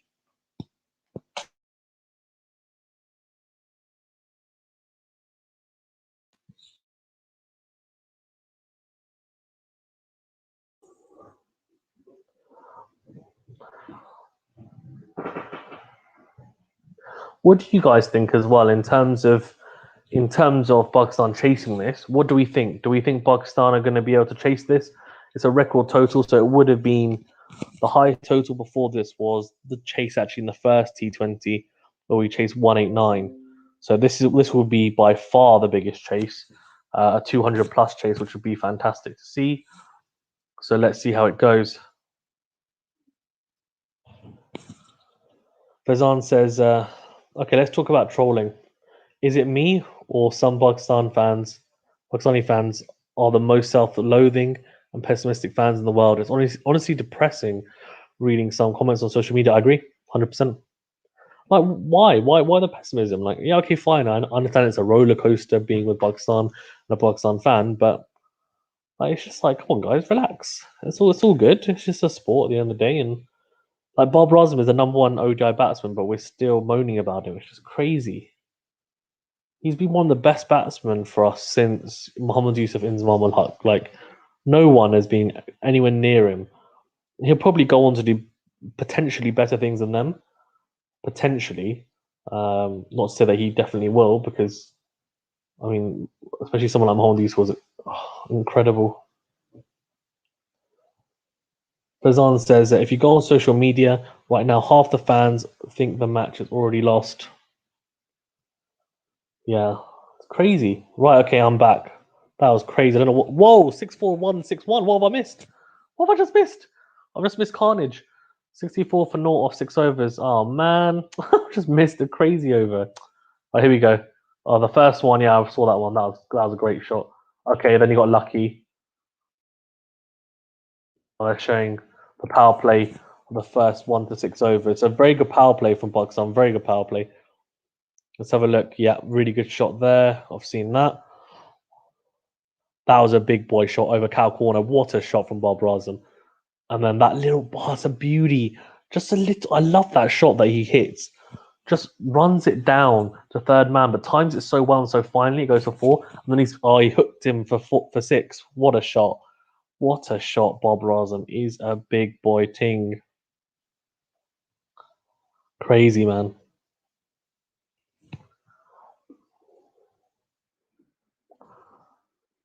Here we go. George Lind is coming back on. He was pretty expensive on his second over, went for 16. Only 3 off his first though. Let's see. Fazan says run rate is below 10 now. Good news. Hope they keep it up. I agree. Look, if we can go in front of the rate, then even better. Fazan says I have to drop for a meeting. Be back in now. No worries at all. See you in a bit. Fazan says run rate is below 10, and I think that's exactly what we need to be doing. If we can do it, if it's a loose bowling, punish it. Right? Don't be loose with it and say, oh, it's fine. We're going at this run rate. Nah, forget that. Just go for it. And when I say go for it, I mean in a calculated manner. Don't go for it like that. Fantastic shot from Babar Azam. He just cut that away to the boundary. When he's cut that, I'm thinking that's probably against the fielder. No, he's picked the gap beautifully. He's making it look easy. Now that's what you want to see, right? That's what you want to see from Pakistan. You want to see calculated aggression and pressure.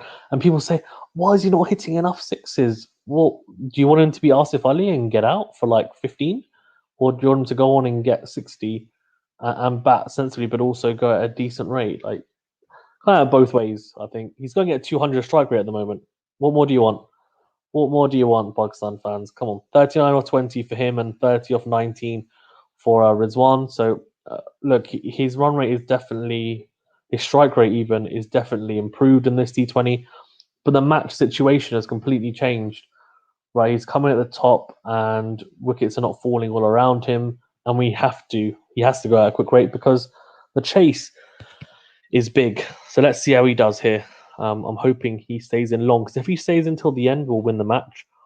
The same with Rizwan, because they both have the ability to take games away from teams. Rizwan at the end can sometimes get stuck, actually, almost. He's almost much better in the power play on middle overs where he knows, okay, actually, there's more gaps I can hit.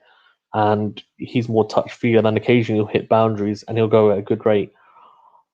This so far is an okay over, 7 off it. Pakistan will be hoping for at least another couple from the over, 9 off it at least, I think is what they'll be looking at. So only 7 off it. The current run rate is 10.39, required 10.1. So that should be 1. Yeah. So, okay, 8 off it. It's okay over. It's an okay over. 72 for 7 off 7. Bugs are in a pretty good spot here, though. They really are.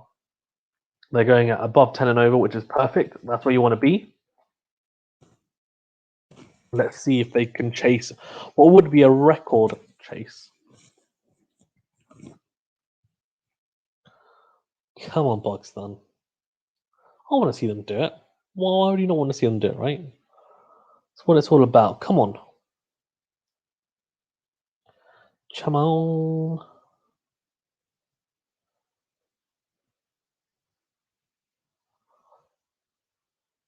Just absolutely great.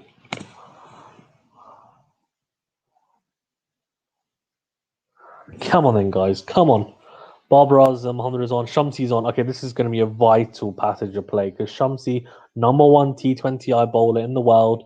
Connie of only 7.31. I mean, he is just, he's a beast in this format. So this is going to be vital to see how he does. Oh, man. Oh.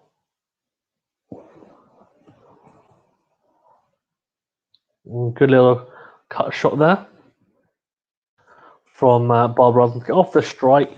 I think we need to make sure it's difficult because when you're chasing this much, if I'm being honest with you, you're not really in a position to say, well, okay, let's not. You're not really in a position to say, well, we can pick and choose which bowlers to target and which not to. You kind of need to go after everyone. And Rizwan has done just that, and it's good fielding. He's pulled that away to the mid wicket boundary, and he's expecting it to be 4 because he's hit the field. Well, sorry, he split the fielders, but instead, it's very good fielding. So we've had 2-2, so pretty good. That's Babar Azam. Sorry, even they ran 2 that first one. Okay. 4 off the first 2 balls. That's pretty good. If we can keep on going like that, that's not bad at all. This time he flat bats that down the ground for a single. He's actually gone on the back foot to then try and pull it into the leg side, but it's a lot straighter and a lot wider on the offside than he realised. So then adjusts and checks his pull. Yeah, very interesting.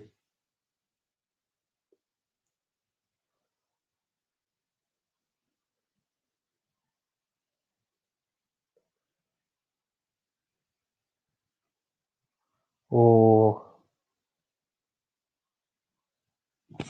Thomas Dane says, "Hello, dude. Hello, mate. You've been dropped from this team." No, I'm just joking. I'm just joking. Yeah. Hello. How you doing? How you doing, buddy? Pakistan are in a pretty good spot here, but inshallah it keeps going. 6 off the first 4 deliveries, so not bad. A boundary would be fantastic. Shamsi, so he's gone for 7 off the first 5. Oh, no, 8. Okay, this is really good. This is fantastic running, by the way, as well from Pakistan. So 8 off the first 5. So this is what I mean, right? When we talk about big hitting, blah blah blah blah blah blah, 4 6s. Okay, that's fantastic. But in T20s, the best thing about this is that if you have players that are smart, who can rotate the strike. Look at this. They've just got 9 off the over and not a single boundary. Look at that. 9 off the over. Would you expect that? No. Because of 2s and singles. Simple. I know I was saying maybe you pick and choose, but they probably said we're not going to try and go after him and hit him for 6 because we know that realistically we might get out to him. He's very dangerous. But they've nicked 9 runs off him. And he's bowled well. Crazy. On the same said, I had a feeling that Pakistan might make a fist of things this match because of the previous PSL. I mean, it had huge chases. Yeah, I mean, at one point there was what was it? 13 straight chases in a row in the PSL. Pakistan clearly like chasing now because that's just what they want to do. I think most teams nowadays in T20s are comfortable chasing. They like to know what's on the board and then chase it down accordingly. And that's definitely helped. And I think also, we're a lot more comfortable. I think in the past, chasing would be a nightmare for Pakistan because we think we're just going to collapse and the pressure gets to us. Nowadays, with batsmen, they're more comfortable saying, actually, we can do this. That's a fantastic push from Babar Azam. 50s up.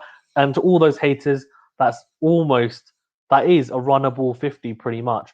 50 of 27, fantastic knock from him. 50s up. And to all those haters, well, hey. Mohamed Hasnain, I know how league does reflect on the team.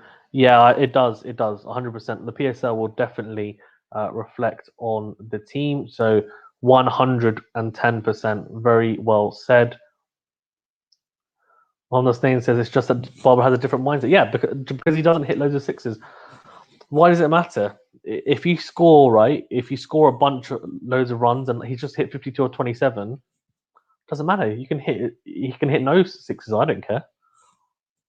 And he's got gears. We've seen it. He's already hit a few sixes in that ODI knock where he hit 94, which off 82 deliveries, he hit a few sixes in the last couple of overs and accelerated himself. So, yeah.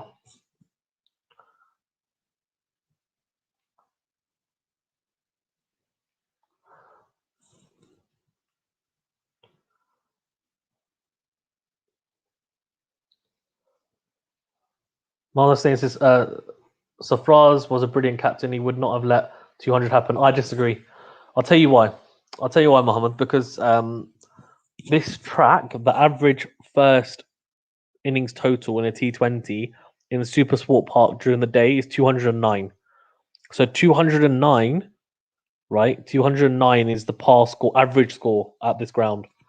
That's why they've scored. It's a flat track. He says, but had his team been put in to chase 200, they would have crumbled. Yeah, I agree. Another push, another cut shot from Babar Azam. Doesn't need to deal with in sixes when he can deal in fours and make it look effortless even. Sorry, 10 off the over and one ball remaining.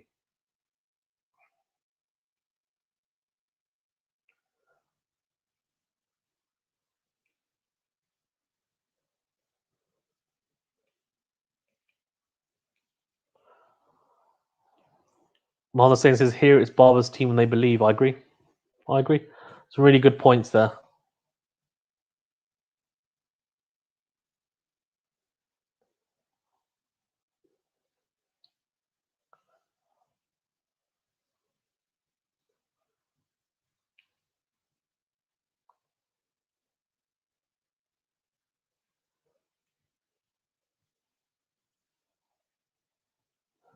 Right, come on then. Come on, Pakistan.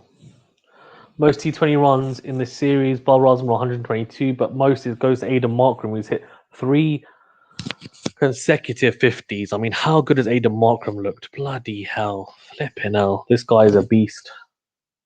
This time, Babar Azam tries to go up. Yeah, that's going to be out. That's someone that... No, gets away with it.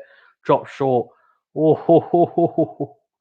93 off for naught of 9.1 overs. I'm just going to update the scoreboard because I forgot to. Silly me. Mohamed Hasnain says, I just want to see Haider finish this match. It would be a delight. I agree. I think Haider Ali, if Haider Ali can get 30, 40 not out, that would be fantastic. That really would. And get it in a good way. Rizwan, our little smile there between Babar Azam and Shamsi, knowing that he got away with that a little bit, but he'll be happy, I think, to get away with that. Babar Azam good running then too from Mohammad Rizwan. And the running's been very good between this pair, by the way. They're very fit. And let's have a look. Oh, it's a top spinner from Shamsi, and he chops it a little bit there. Babar Azam gets away with it. Mohamed Hussein says, due to the champion, I think Quinny and Aiden will make a killer power play combo. You know what's crazy? Like Yaman Milan was almost nailed on because he's so good. He's been so good in T20s, and his average in ODI is like 75 plus or something ridiculous. He can't seem to be able to get into. He can't seem to be able to get into the ODI side because Markram, they're giving him extended time because ODIs he averages 29, hasn't scored. I don't think he hasn't scored many runs whatsoever basically in ODIs. Let's just say that, and he struggled massively. Struggled in the series recently as well, but they're sticking with him. They're probably in one more series, but in T20s he's come out and just blasted everywhere. I'm like, what's going on? I wasn't expecting him to do this well here. He's actually done better than Yaman Milan, who again in ODIs, they'll go with Markram and de Kock at the moment. That's what they're sticking with. And in T20s, you'd expect Yaman Milan and de Kock, because Markram, I've never seen him as a T20 batsman.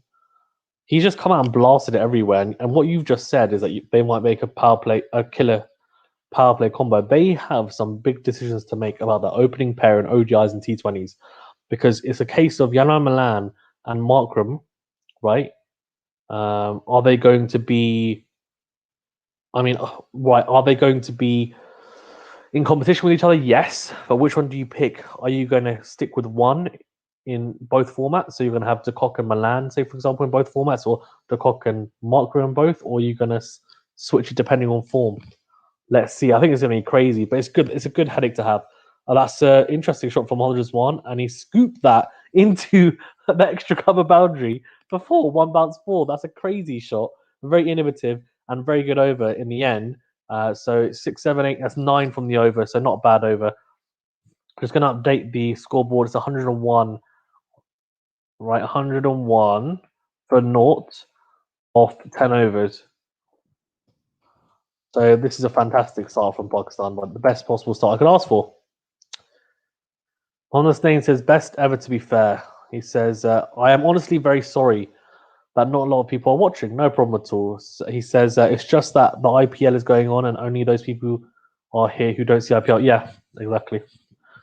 Yeah, that's exactly what it is, Muhammad Hussain. So it's okay.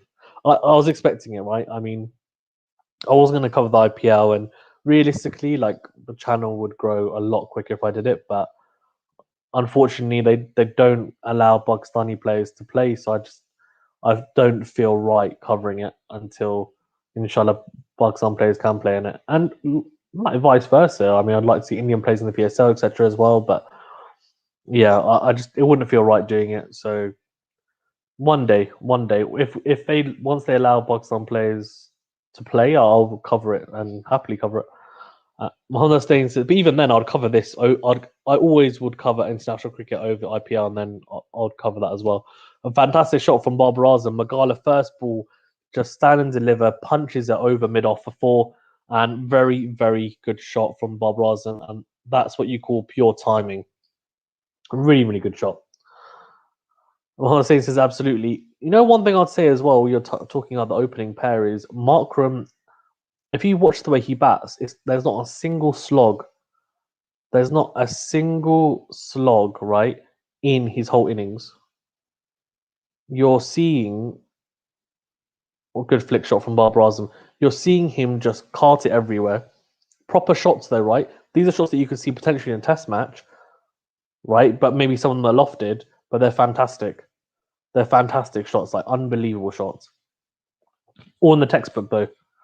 Nothing special, just really strong in all areas. Honestine says, dude, I don't want to see Pakistani players play in the IPL.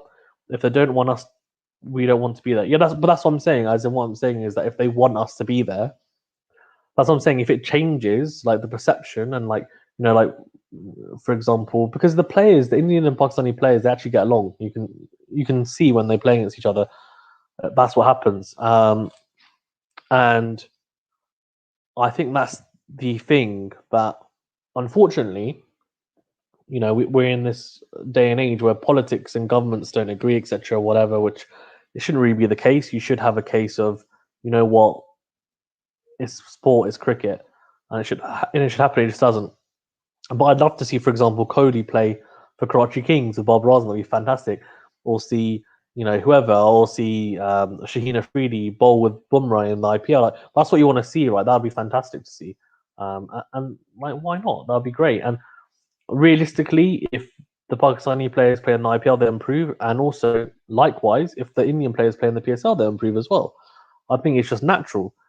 I think actually that the Indian players, if they play in the IPL, they're not actually allowed to play for any other franchises, which is a bit disappointing, because I think Morgan even said that he's talked to some of the Indian players and they'd like to play, for example, in other franchises. And he didn't say just the 100, he said other franchises, which then makes you think they'd like to play in the 100, the Big Bash, the PSL, etc. But their contracts have tied them to the IPL. You're not allowed to. If you're Indian and you play in the IPL, you can't play in any other franchise, which I think is a bit crazy, to be fair. That's a bit disappointing, I think. Mohammed Stain says, yes, you're right. He does play quality shots, does Markram. Yeah, he does. He does play quality shots. He really does. It's just, they're all classic shots, right? And they're just really strong, powerful, timed shots. No slogs. They're shots that if he played them in a test match, he'll be fine. As long as he selected them at the right times.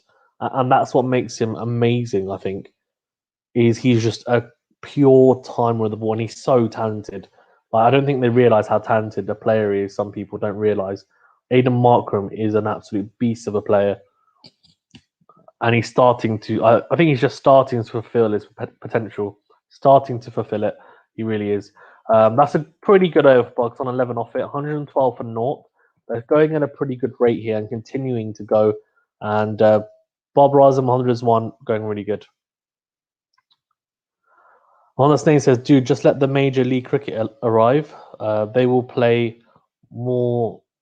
They will pay more than IPL. Major League Cricket. What do you mean? What do you mean, Mohammed Steen? They will pay more. They will pay more than IPL. Way more. Major. Do you mean Major League Cricket as in like in the US? Are they? Are you saying that they're going to potentially form some type of franchise cricket in the US? Is that what you're saying? If so, that'd be really interesting. I've heard that people are trying to crack the US, right? Because if you can get cricket to be big in the US, that'd be crazy. One of the saying says, yeah, the USA League. Yeah, that'd be interesting. But what's the quality going to be like? That's the thing, isn't it? They might pay way more, but I guess then eventually, maybe after the first year, it will be people that are just going there for a retirement fund, and then eventually it will be actually okay. Look, there's money here, and the quality is getting better. Yeah, let's get everyone in. Let's see. Barbara 70 off 38, and it's 114 for naught. 101 is 43 or 29. I'm really enjoying this. I know it's a flat track, and sometimes I'm not the biggest fan of flat tracks because I just think it can be boring at times. But the fact that we are chasing 204, like it's just fantastic. What a shot! It's just a low full toss, and he's just dispatched it. He's just dispatched it down square leg. Babar Azam is in fantastic form, and he is looking damn good. He's looking so good.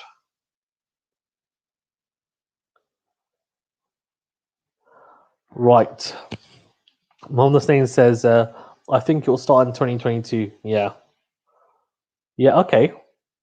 He says they will attract huge names. Yeah, I think maybe the first year they may struggle. But after that it'll be difficult. Huh? What do you think? Oh, I thought he was appealing when he's not. Mohammed Stain says that they've already recruited players like Sami Yasum, Corey Anderson, Liam Plunkett. Yeah, but they're not very good though. They're not that good though. Mohammed Stain, to be fair, they're okay. They're not, and Sami Yasum's not a T20 player, to be fair. But also, I thought they recruited them to play for the US, like as in for their national team. So I guess they will also play in the franchise tournament as well. But they're for the USA. They're trying to drive the national team, right? Oh no, that's going to be out. He's mishit that. Oh, he's dropped again. He's got away with it, Babar Azam. This could be the day that potentially, inshallah, hopefully, he gets 100. He hasn't got 100 in T20s yet. I don't think Kohli has either yet, actually, by the way. I don't think either has, which is really surprising. You'd think they would have. Actually, has Kohli? I think he has. Hold on, let's see. No, I don't think he has, actually. I think Kohli and Babar Azam neither has got 100. So let's have a look. Yeah, Babar Azam's not happy with himself, but he's got away with it, so he won't mind. Yeah, no hundreds, 28 50s for Virat Kohli in T20s, but no hundreds. Babar Azam, if you can get 100, that'd be fantastic. The hundreds in T20s, they don't happen that often. So, and he's on track. I mean, if he keeps going, he'll definitely get it. 75 or 41, he's 3/4 of the way there. So yeah, he's hit 17 50s, no hundreds yet. One of the things is, so I don't think quality will be an issue. Yeah, so the quality will get better. Yeah, the quality will definitely get better. You're right. I think as the years go on, as we've seen, for example, the IPL and the PSL, they were seen as tournaments where, like as I said, they're retirement funds. That's what they were seen as.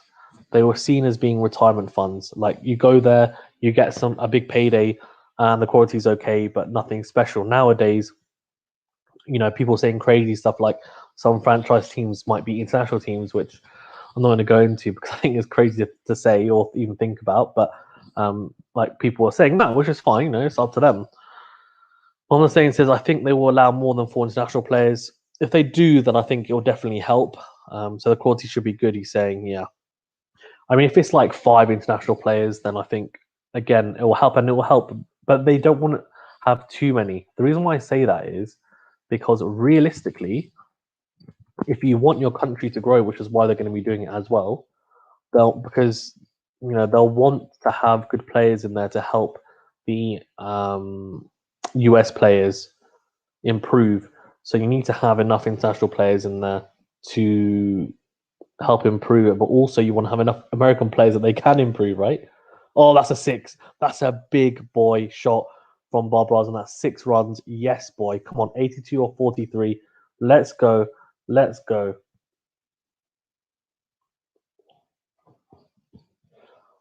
He's just dispatched Magala. So Magala got hit for 4 off his first ball of the previous over, and he just got hit for 6. And Babar Azam is taking a liking, I think, to him. Because he's bowling pace, right? And he's quite hits the deck hard, and Babar Azam knows what to expect for the most part. Mohammed Snake says Barber needs to cash in now. He's getting chances. Yeah, I agree. He does. Oh, really good shot. Oh, he's just used the face of the bat, and unfortunately, he's timed it to perfection straight to the man at short third man. He's hoping that he's hit it either side and he gets 4 runs, but doesn't. Mohammed Snake says get a century, Barber. I agree. Let's go. Yeah, let's go. 100%. Let's go.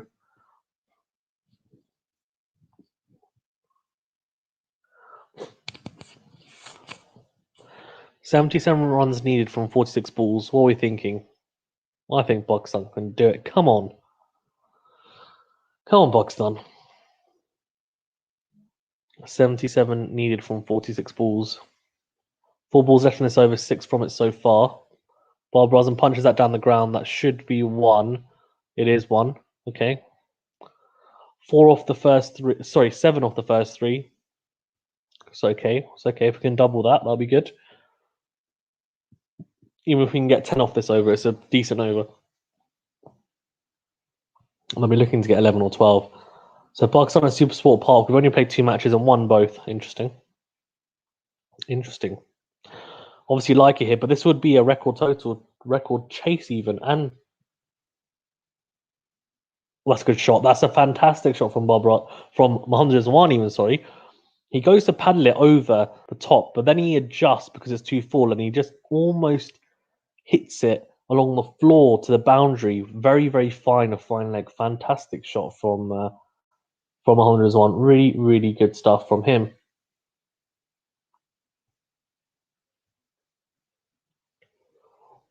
What a fantastically innovative shot.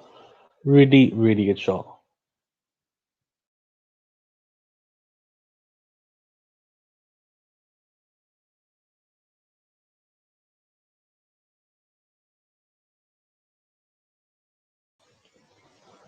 Yeah, 133 for naught, and that's going to be 2. Yeah, that is 2. Really, really good. Mohammed Rizwan is 50s up. Fantastic 50 from him as well. 50 off 32. This has been the best possible start that Pakistan could have asked for, and he's doing his dua. I wonder if they're fasting, by the way. To be honest, it's a T20 match. They probably should be, because I'm not going to be fasting. I'm playing a 40 over match on Saturday. I played tennis yesterday as well. I was fine. I know they're athletes, but a T20 match. I mean, the thing is, they run around the field a lot more than we do playing club cricket. But I don't know. I think they should be. I think it'll be pretty easy to do so. Not easy, but I think it's very doable. I know Hashim Amla fasted for, because it was Ramadan. He fasted for, I think, either majority or nearly all of his 300 that he hit against England. I think it was the first day or 2 he fasted, and then he was like, I was so done, like I didn't know if I could.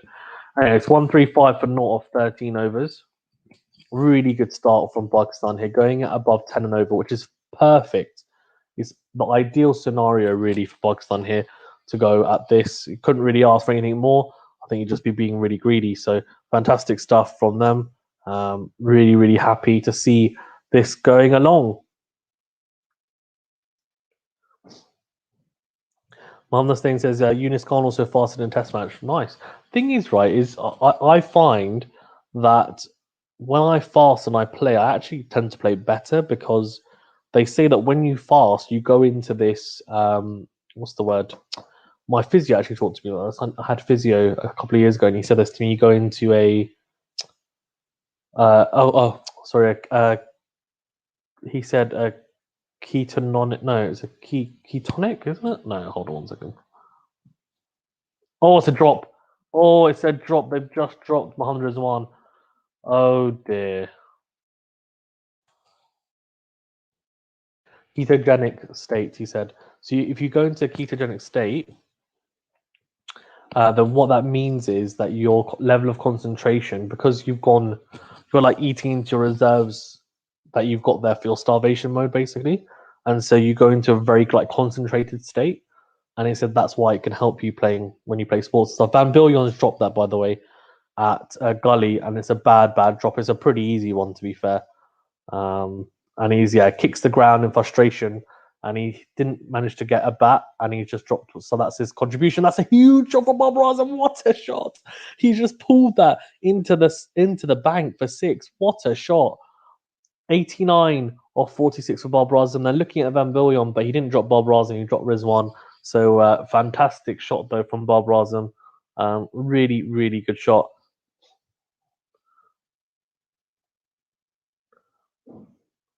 It's a slower ball. It's an off cutter.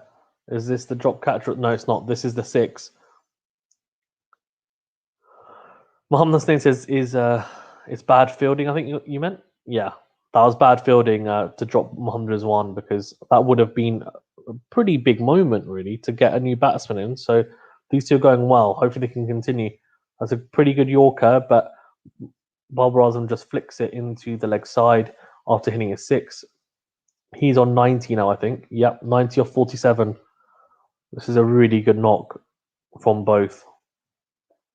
So after 13.3 overs, South Africa were 142 for 2.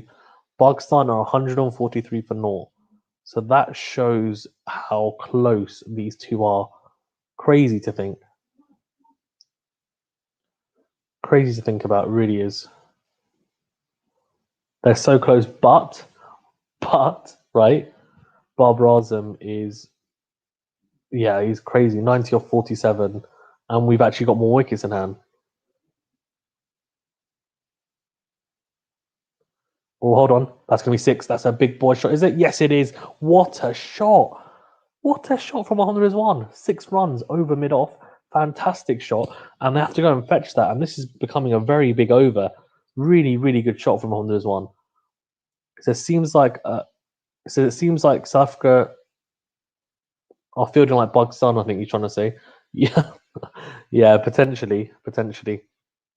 And to be fair, that was just that drop catch. Other than that, they've been pretty good, to be fair to them. Guys in the chat as well, thank you very much for joining. Please do remember to like the video and subscribe to the channel. It really, really does help. Thank you very much. And you're all legends, so thank you very much for tuning in. Can Pakistan chase what would be a record total? I think, look, definitely can't discount them, that's for sure. Definitely cannot discount them. This time, okay, back of a length and bizarre.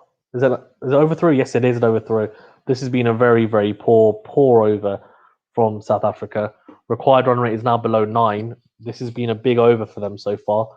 And Klaasen's not happy. The standing captain, he's definitely not happy.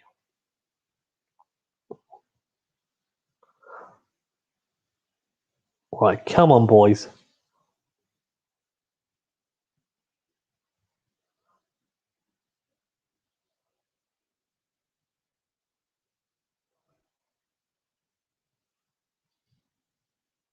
Oh, it's a Yorker. That's a good Yorker. They run a single really good. Really good stuff. Come on, boys. Come on, boys. 150 for naught of 14. That's what I'm talking about. Come on. What an over. 15 off it. This is what I'm talking about, boys. Come on, Pakistan. Almost, yeah. Can they just keep going, please? So I don't have a heart attack. That'll be fantastic. Marseille says, now I want these two to finish the game. Don't even bother getting out. Mohammed said, I don't think it's quite up to them. I think they'll be trying their best to get out. But yeah, if both of them can finish the game, how amazing would that be? That's what you're looking for, right? You're looking for them to do that. You're looking for them to go forward and take us home. That's what we want to see. So fingers crossed it happens. That's what I want to see as well. And guys in the chat as well, thank you very much for tuning in. Please do remember to like the video. It really does help grow the channel, and I really appreciate everyone for doing so. And also subscribe to the channel if you haven't already. Again, really does help. Hit the notification button as well to get alerted to all new videos. Well, that's big boy shot from 101. That's gone over short fly leg, and that is 4 runs. Really, really good shots. Mohammed Hussein says, and these two players are not known for big hitting. But that's what I mean, Mohammed Hussein. Like, if you look at it, yeah, they've hit some sixes. They've hit sixes off the right balls, but they've hit a lot of fours. And look how many singles and twos they've been hitting, rotating the strike constantly. You don't have to be a big boy, big hitter to just hit it. And that's straight up here. That's going to be out. That's going to be out. I think they're running in. Oh, no, it's not. He's hit out straight up in the air. They've got away with it. This one's got away with. I don't know how. I don't know how. It's dropped short of the fielders running in crazy. Oh, my God. Absolutely crazy. Malase says, wow, just tremendous. Yeah, I know, right? Tremendous indeed. He's just scooped up in the air. Mohammed gone miles up in the air, and somehow it hasn't gone to the fielder. And Babar Azam goes, thank you very much. I'm going to hit you for 6. Oh my God. So just to add insult to injury, Muhammad's, oh mate, Tabrez Shamsi he's thinking to himself, what am I supposed to do? I've just bowled a really good delivery to Muhammad Rizwan. He says straight up in the air. It's dropped short, and then next ball, okay, slight drag down, and Babar Azam just rocks on his back foot and slaps him over mid wicket for 6. Come on, boy. Cryptic goes, wow, first day in the nets today. Nice. How was it? He goes, inshallah, Babar to get 100. Inshallah, hopefully that's a wide. If he does, bro, if he gets 100, inshallah, it'll be his first. It will be his first 100, maiden 100 in T20s. And Virat Kohli hasn't got one, but you know what? I don't want to give commentators cash. Just let him get it. Oh, that's what? Yes, come on, come on, come on! What a innings! What an innings! 149. What are you saying? What are you saying? What a knock! Oh my days! What a knock! Seriously, unbelievable stuff. Unbelievable. What a knock!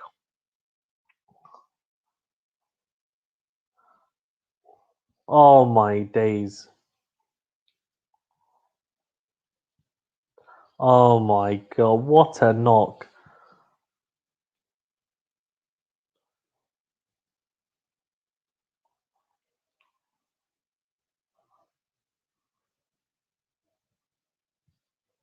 What a oh mate. What a knock.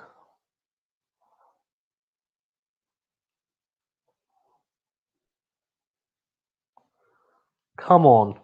This time again he goes, he sweeps that away. That should be 4 runs. This is beautiful. Come on, Barbara. Come on. Keep going, buddy.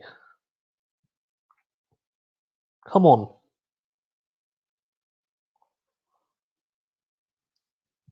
Yes, boy. Keep going.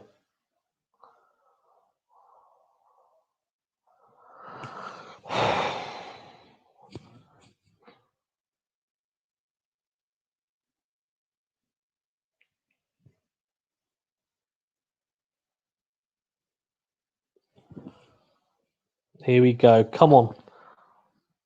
Cryptic says, I'm keeping Rosa today. Happy Ramadan, bro. Ramadan Mubarak. Thank you very much, Cryptic, for joining as well. That's good. Nice to hear you're keeping fast. Inshallah, I'll be doing all of them again this year as I have been. But it's good to hear you're doing it. Very good, bro. Very good. And how are your nets as well? What a knock from Bob. I just can't get over this. want to be so happy. No matter what happens in this match, I'm just bloody happy that he's done that. On the thing goes, Barbara, you champion. Wow. He has 49 balls too. Yeah. And Honda says, I never thought I'd see this day. I did. I was waiting for him to hit 100 at some point. Average of 49.97 in T20 internationals. What the heck? Seriously. 171 for 0 or 15 overs. And you could see the emotion on his face as well when he went down and hit that 100. Oh my days. What a shot. Just oh mate.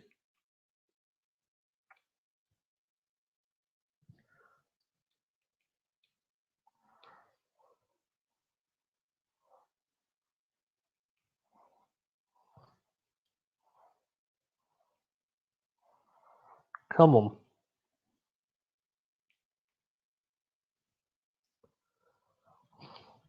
Right, here we go. Cryptic says, after Borum makes 100, he bats like me and Dodd. Yeah, let's see. I think since the previous game was just a bad day. Of course it was. Yeah, that's what I was saying to you. Like, it's just... Oh, mate, that's 4 runs as well. Here we go. Come on. 29 needed now off 29 balls. This is crazy batting. This is absolutely crazy. This is incredible batting. Mohammed Hussain says, I knew he'd get a ton, but off 49 balls, yeah, I agree. 200 strike rate, yep. I used to think Barbara could make 100, but I thought he'd make it in 70, 80 balls, not 49.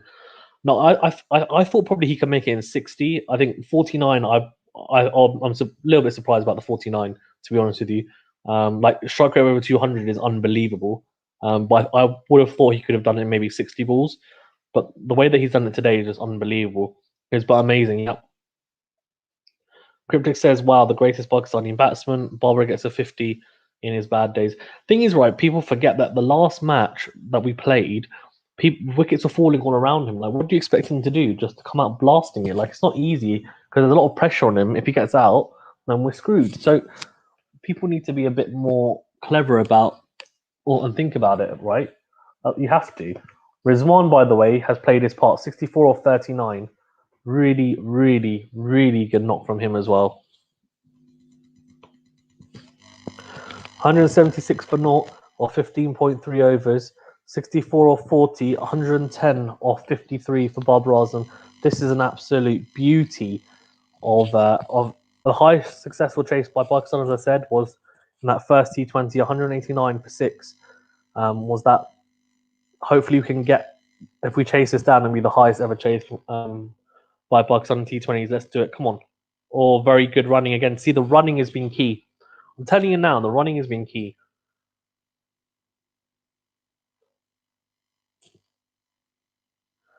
Mohammed Hussain says he's making a mockery out of these bowlers. Yeah, he is. He is. He is. Look, albeit it's not their strongest bowling lineup, right? But you just bat who's in. All you can do is bat with who's in front of you. It's not his fault. So yeah. What a knock, seriously. Come on, Pakistan. Hopefully you can get us over the line as well. Get a not out, get a Redinka.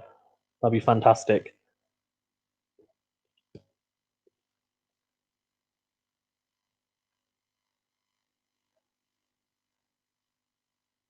Oh, hold on. Hold on. Oh, good shot from Rizwan. I think that will be 2. Yeah. Cryptic says today Babar Azam is currently ranked number 1 in ODIs. Yeah, he's overtaken. So Babar Azam has overtaken Virat Kohli as a number 1 ODI batsman in the world. I think Virat Kohli was number 1 for something like ridiculous, like a couple of years even. That's how good he's been. So unbelievable feat. Babar Azam joined Javed Miandad, Zahir Abbas, and also Mohammad Yusuf as the other Pakistani batsman to do it, which is crazy. So very, very good stuff from him. Here's Williams coming in again. Good. That's a really good outswing. He's getting the ball to swing, and it's 15 overs gone. It's good stuff, man. Cryptic says, inshallah, #1 in T20s as well. He actually said, I've been #1 in T20 internationals before as well. I want to become #1 in test matches. And that's what I'm talking about. Test matches is where it's at. He knows that. He knows, yes, T20s and ODIs is fantastic, but I want to be amazing in test matches and become #1 there. Because if he can do it there, he'll be able to do it in these other two formats as well and carry it on. So, inshallah, he does that. One of the things is whatever they say, this guy Williams has something about him. Okay, because he just has this attitude. He needs to not be dropped. What be the case? But who do you play him instead of Mohamed Hussein? Do you play him instead of Ngidi then maybe? Because when they have Norkier Rabada, right, they're going to come back in. So the only way that I can see him playing is if he plays instead of Ngidi. So would you play him instead of him then? He looks pretty good to be fair. Gets the ball to swing as well. Decent pace. Charles says, "Oh my god, wow! I didn't follow the game, but the scoreboard says it all. Pakistani batsmen seem to be on steroids this season." So, Ajal, thank you very much for tuning in, guys in the chat. Thank you very much. Please do remember to like the video and subscribe. I'm just going to update the scoreboard, then I will address that because that's a very very interesting point from Ajal as well. Babar Azam was 110 off 53, and Rizwan 69 off 43. So, Babar Azam has hit his maiden T20 international ton. So this is first ever T20 international 100. And I'm not even saying this to make comparisons, but like genuinely, I'm so surprised. Like I was saying to the guys at Child that so Kohli has hit 28 50s in T20s. I think Barbara's only 19. I would have thought that Kohli would have hit a couple of hundreds at least in T20s, but he hasn't as of yet, which I thought was very surprising. So Babar Azam has only just hit one now. Again, I don't even know if he'll hit another one, but that just surprised me a lot that Kohli hasn't hit 100 as of yet because you would have thought he would. But I guess he's predominantly fantastic chasing, but I guess also he hasn't opened the batting. Now he is. That's a good shot. Is that to the fielder though? No, it's not. It's one bounce forward to the cow corner boundary, 4 runs for Babar Azam, and he just keeps on going. 18 or 22 needed, and Mohammad Rizwan can only smile, and I think he's smiling and looking in the face of greatness, really. Mohamed Hussein says he has this fiery attitude and doesn't go for a lot of runs either. He's been a little bit expensive at times, Mohamed Hussein, but what I would say is I agree with you. He does have a little bit about him. He does. He definitely does. So I would definitely agree with you.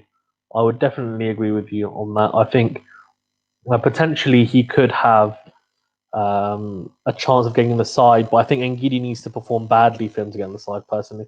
Or very good York from. Oh my gosh, how has he squeezed that away before? What a shot! Magala has bowled this beautiful Yorker that I was about to say, fantastic delivery. Babar Azam has somehow managed to dig it out fine enough to go down for 4 towards third man. Look at, oh my gosh, no way. What a shot!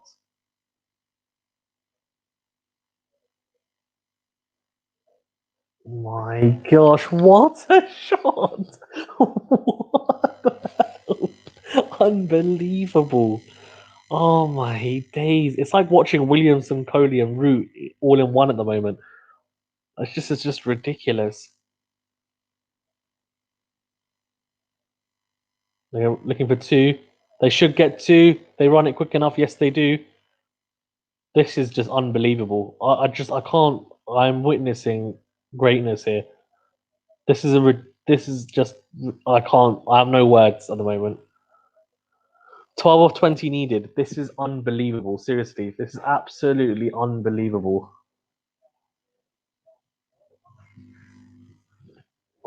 I can't believe what I'm watching. This is unreal. Seriously. 12 of 20 needed. Come on, take it to the end. That's a full toss. He just punched it down the ground towards long on, and he's 121 of 57 balls. Ridiculous. Absolutely ridiculous. Rizwan 70 or 44. Wow. The highest ever successful chase at Super Sport Park was actually England versus South Africa. They chased 226. Ridiculous chase, by the way. This will by far be Pakistan's biggest ever chase because before it was 189. If they chase this, which they hopefully should, which is 209, they would have. I mean, yeah, they would have beaten it by 20 runs, right? The highest ever successful chase. That's a good flick from Mohamed Rizwan, a full toss, but straight to the man at deep square leg. Oh man. Achal says, I'll be brutally honest here. This is the first time I've taken the Pakistani cricket team seriously since the last decade or so. They always look like an on and off team. Yeah, I guess really only in the Champions Trophy when we won it in 2017. I'm thinking, yeah, we're on to a roll here. And then Mickey after we sacked him, and I'm thinking, what's going on? But I just think Babar Azam in T20s at the moment as well. Babar Azam, Mohamed Rizwan are in ridiculous form. If they can carry on this, I mean, we haven't even needed Fakhar Zaman at the moment. It's just ridiculous. This is the highest ever score for Pakistan in T20 internationals ever. 121 not out. He's overtaken Ahmed Shahzad, who was on 111 not out. He's overtaken that. That was 7 years ago. Mohamed Rizwan hit 104 not out against South Africa in Lahore, which was that 100 a couple of months back. Babar Azam's taken over both of them. What a knock.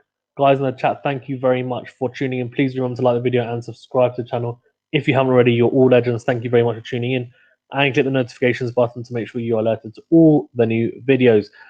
I'm literally in awe at the moment of this because it's just I'm always this person who's very calm and level-headed about Pakistan, but this, and I understand this isn't their strongest team. It doesn't matter though, because the way the Babar Azam was batted after everyone gave him so much stick in that second T20 as well for going at a runnable 50, which by the way, like he never normally does. It's just he had a bad game that happens. He's come out and hit at 100 at above a 200 strike rate, unbelievable. And he's now overtaken Aidan Markram with the most runs in this series. Aidan Markram has hit 3 consecutive 50s. He's looked unbelievable, and Babar Azam has just looked so good. He's just made him look like a child, which is unbelievable. Because Markram, I was like, wow, what a 50. Babar Azam has just looked incredible, and look, a lot of credit needs to be given to Mohamed Rizwan as well. This is interesting. They're showing Babar Azam playing the ball late. They're showing him playing the ball late when it's fuller and when it's a good length. He's playing it late and having good control of the ball. And who does that remind you of? Williamson, right? Does a similar thing.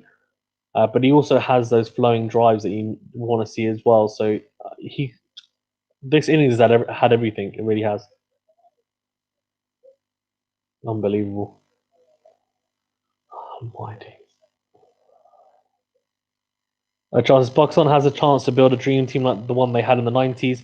As a Pakistani fan, I expect you to be furious if they can't build something big with the players and momentum they have. Yeah, it's crazy, isn't it? I mean, we won the ODI series with to be honest, we beat them in the ODI series, which is surprising considering they had their full strength side, and we beat them 2-1. And no one can say to us, oh, blah, blah, blah, because no. We beat them. They had their full strength side for the first 2 matches. It was 1-1, and that was their own fault. And I reckon we would have won that. And Babar Azam has to walk off. No! He walks off 122 or 58. What an innings. One of the best T20 innings I've ever seen in my life. Oh my days. What a knock. I'm just checking the no ball, I think.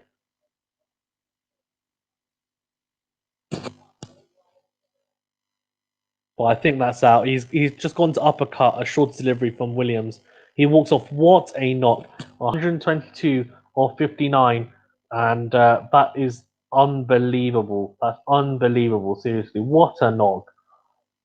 Mohamed Hussain says that now I just want to see Babar about very long innings. Unfortunately, that doesn't matter. His highest score is 143 in test matches. He needs to get it up to 300 at least now. It's all good. Fantastic stuff, man. What an absolutely unbelievable knock.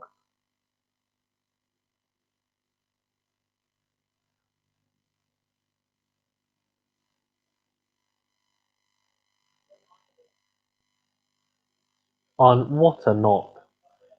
My days. Mohamed Hussain says South Africa beat Australia at home 3-0 in ODIs. They did. Was it ODIs, wasn't it? It was. Yeah, they did. They spanked them, I remember. And they had their full strength side as well, Australia. So we're not a bad side. I think, yes, we're inconsistent at times, but we are an unbelievable side. Oh, sorry, I said that back. We're not an unbelievable side. I'm getting really, really ahead of myself, but we're a good side. We're a talented side. as a child said, we need to build something. I think that's the most important thing. Babar Azam's in now. Hopefully, he can get a nice little knot out because he's been in pretty good form. And I'm not saying says so. South Africa's no minnow. Of course, they're not a minnow side. Of course, they're not. Whoever says they are laughing. That's 4 runs. That's an outside edge, I think, for 4. And the runs just keep flowing. They really do. Unbelievable. 200 is up. Pakistan need 3 runs even, sorry, to win. And this is absolutely incredible. Absolutely incredible.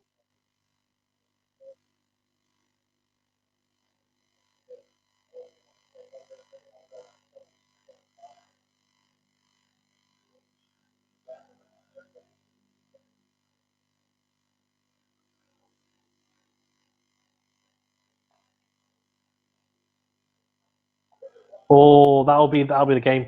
What a shot! What a chase! What a chase! Come on, come on!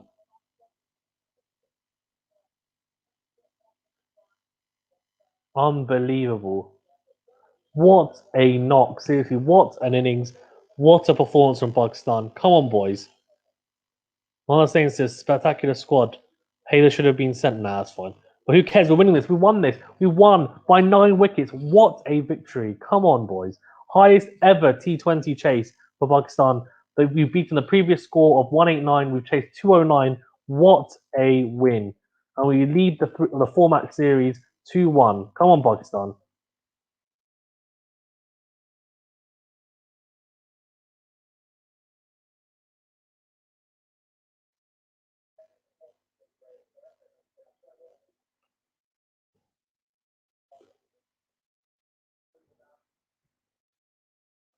Unbelievable. Seriously, what a knock.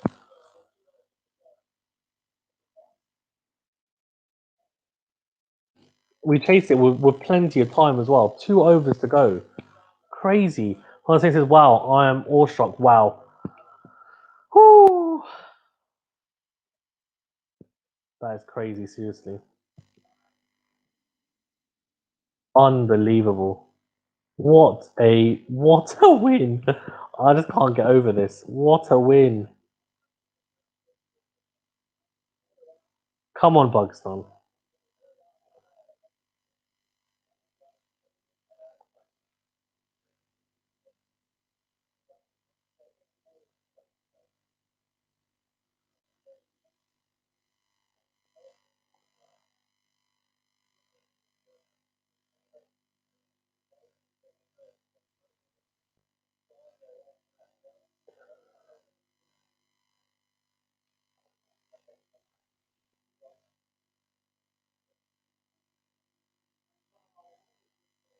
Unbelievable. Seriously, what the heck? Can't believe this. One of the things is I keep on saying, wow, yeah, exactly.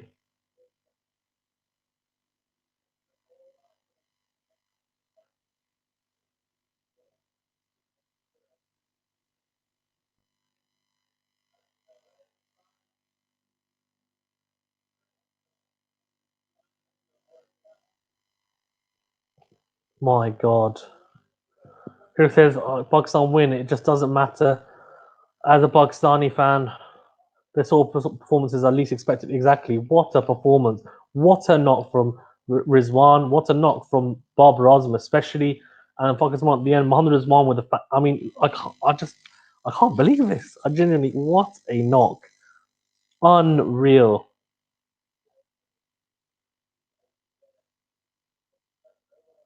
Unbelievable.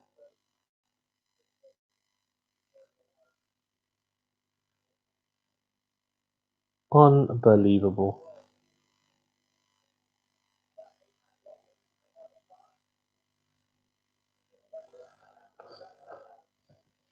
One of the things is, I just wish the unpredictability factor goes away.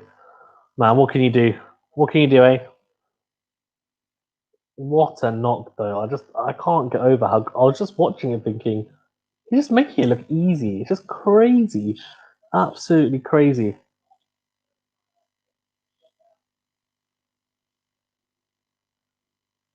Unbelievable.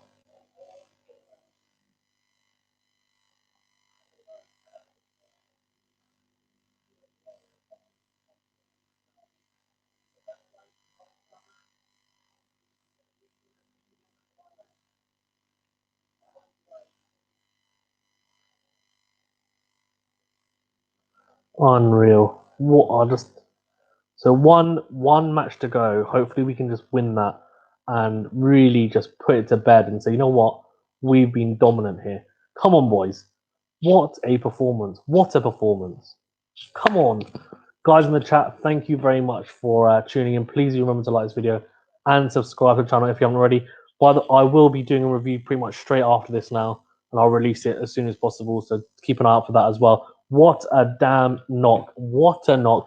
I can't wait to see this review. I'm gonna give myself like 5 minutes to get over this because it was just unbelievable. And I'm gonna be I'm gonna be recording the review and then releasing it. I'm gonna say it says both Marco and Barber played the same under-19 World Cup. Exactly. Both are one of they're unbelievable players. They really are. They're quality, aren't they? They really are. Kazan Khan says, I'm back and wow, exactly. Highest ever chase by Pakistan. Mate, I'm going to do the review now. Okay, I'm going to do it. Guys, thank you very much for tuning in. Please remember to like this video. I'm going to release the review. It probably will be in half an hour, 45 minutes. Keep an eye out for it. Click the notification bell so you get notified of it. See you guys in a bit. Thank you everyone for tuning in as well. You're all legends. Muhammad Hasnain, Cryptic, Achal, Fazan, everyone that came in, Ahmed, Haris, all of you guys, fantastic. What a win by Pakistan. I cannot wait to do the review. I'm going to be doing it now and then I'm going to be releasing it. So keep an eye out for it. Okay. I'm in awe. I'm in absolute awe. What a knock by Babar Azam. What a knock by Mohammad Rizwan. What a win by Pakistan. 2-1 in the series. Highest ever chase. 209. Oh, mate. Sorry, 204. Oh my god, can't even speak properly. 205. 204 even. I can't speak. 204 chased. What a knock. What a knock. What an innings. Come on, boys. Oh, mate. Okay. I'll see you guys in a bit. Thank you very much. Keep an eye out for the review.